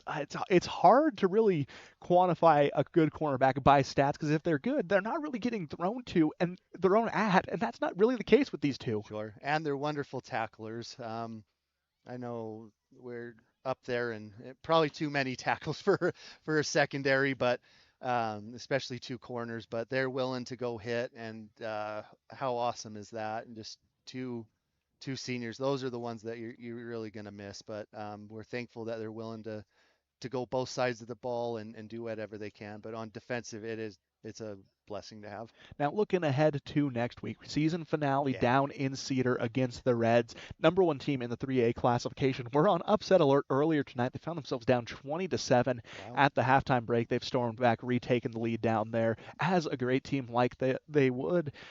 What's kind of the message heading into practice to prepare for this game? Let it all out. Let it go. This is it before state. And so we got to be engaged with them, and just try to run with them as best they can. They've got wonderful athletes that we're going to have to account for, and it's going to be kind of like tonight. We just got to be on top of things, and it's just we'll see if weather dictates anything, but I have a feeling they're going to be looking to throw early and often. So yeah, that's a team who really has established themselves as an aerial team. Sure. And if the weather allows, I think that could provide a big advantage if you can take that aspect away from their game. Now, it's always interesting looking ahead to the playoffs. I think you shouldn't game plan a little too far ahead until you know that matchup. Are there any favorable matchups you feel that would be kind of the ideal situation for you guys come postseason play? Any coach that says, "Oh, we don't look to play it," they're totally lying. So I don't care who it is. I know Dave Peck is looking and stuff like that, Hall of Fame and all that, but no, and Dave's great. But we'd love to see. I would love to see Richfield again. I know people are you crazy, but I love what Eric Thornson's been doing down there, and it's always great to go up against Richfield. It looks like Ogden jumped a little bit. I'd like to get that one back. But whoever it is, I know Richfield, Grantsville, and Ogden are kind of hovering in that area. So any of the 3, we just got to get ready to go for them. I agree. I think those are very favorable matchups for you. I mean, we look at the Richfield game, and you guys really held them defensively. You had them figure out at points of that game. I think that's one that you can get back. I think you can come away with an upset. Them and Ogden both, I think those are 2 familiar opponents that you definitely have an advantage against. Now, Coach, before we let you go and go with the team, is there anything you want to leave our listeners with? Just thank you for all your support. We appreciate you. Please thank both of these guys and just the whole station in general. for offering this service. We're pretty darn lucky that they come in, week out to bring this to everyone and really shout and hype up these kids. It's just amazing, the dedication that they have.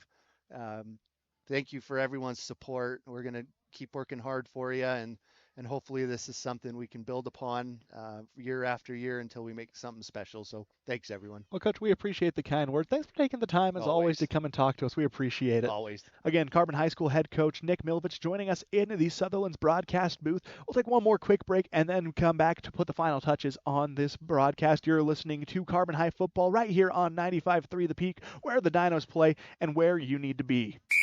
Show your school spirit and support local high schools with the new Eastern Utah Community Credit Union debit and credit cards. Featuring designs for Carbon, Emory, and Grand High School, these cards let you carry a piece of your school's pride wherever you go. Plus, to make purchasing easier, Eastern Utah Community Credit Union has added the convenience of tap-to-pay and compatibility with major mobile wallets. Pick up your school spirit card today at any of the Eastern Utah Community Credit Union branches.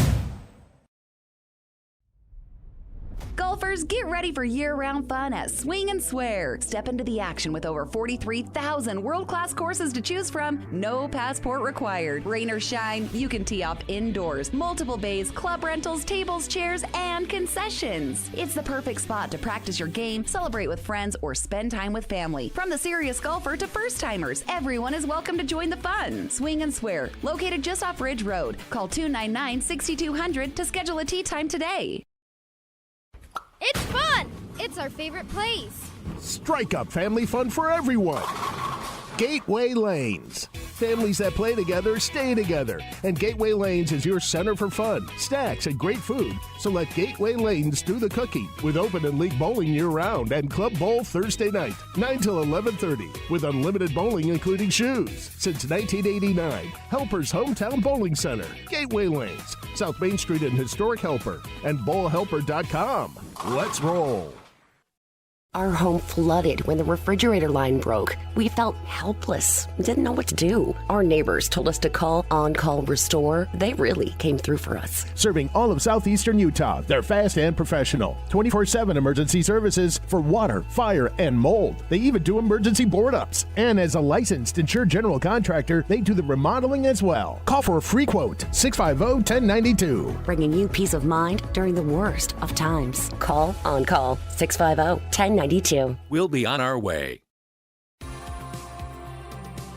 Welcome to Emory and Carbon Animal Health, where Dr. Jensen and his staff greet you and your pet with caring smiles.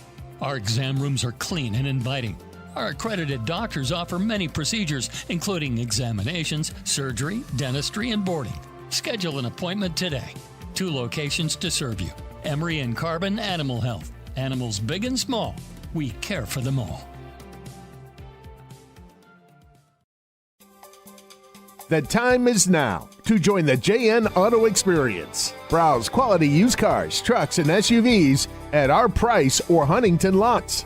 JN Auto can even help you get financing. Get fast, expert mechanic service to keep your vehicle running smoothly. Treat your car to a spotless wash or make it shine with professional detailing. Even rent a car. All in one convenient stop. JN Auto. Driven forward. Show your school spirit and support local high schools with the new Eastern Utah Community Credit Union debit and credit cards. Featuring designs for Carbon, Emory, and Grand High School, these cards let you carry a piece of your school's pride wherever you go. Plus, to make purchasing easier, Eastern Utah Community Credit Union has added the convenience of tap-to-pay and compatibility with major mobile wallets. Pick up your school spirit card today at any of the Eastern Utah Community Credit Union branches.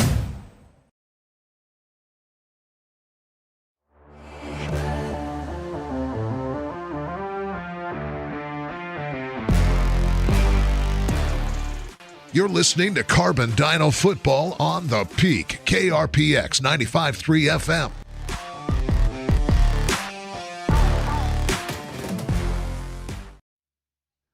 Welcome back into the Eastern Utah Community Credit Union post-game show. Aiden Mortensen alongside Sonny Buscarini again. The Dinos fall 42-21 to the Manti Templars. An excellent second half for Carbon. Sonny, before we put our final touches on this, is there anything you want to leave us off with? No, just another night of football. It's always good. High school football, you can't beat it. Next week, we travel to Cedar City. We'll play Cedar, and then it's time for the state playoffs. Yep, and that game being held again on Thursday. A bit of change up in a schedule happening on Thursday, but same time frame.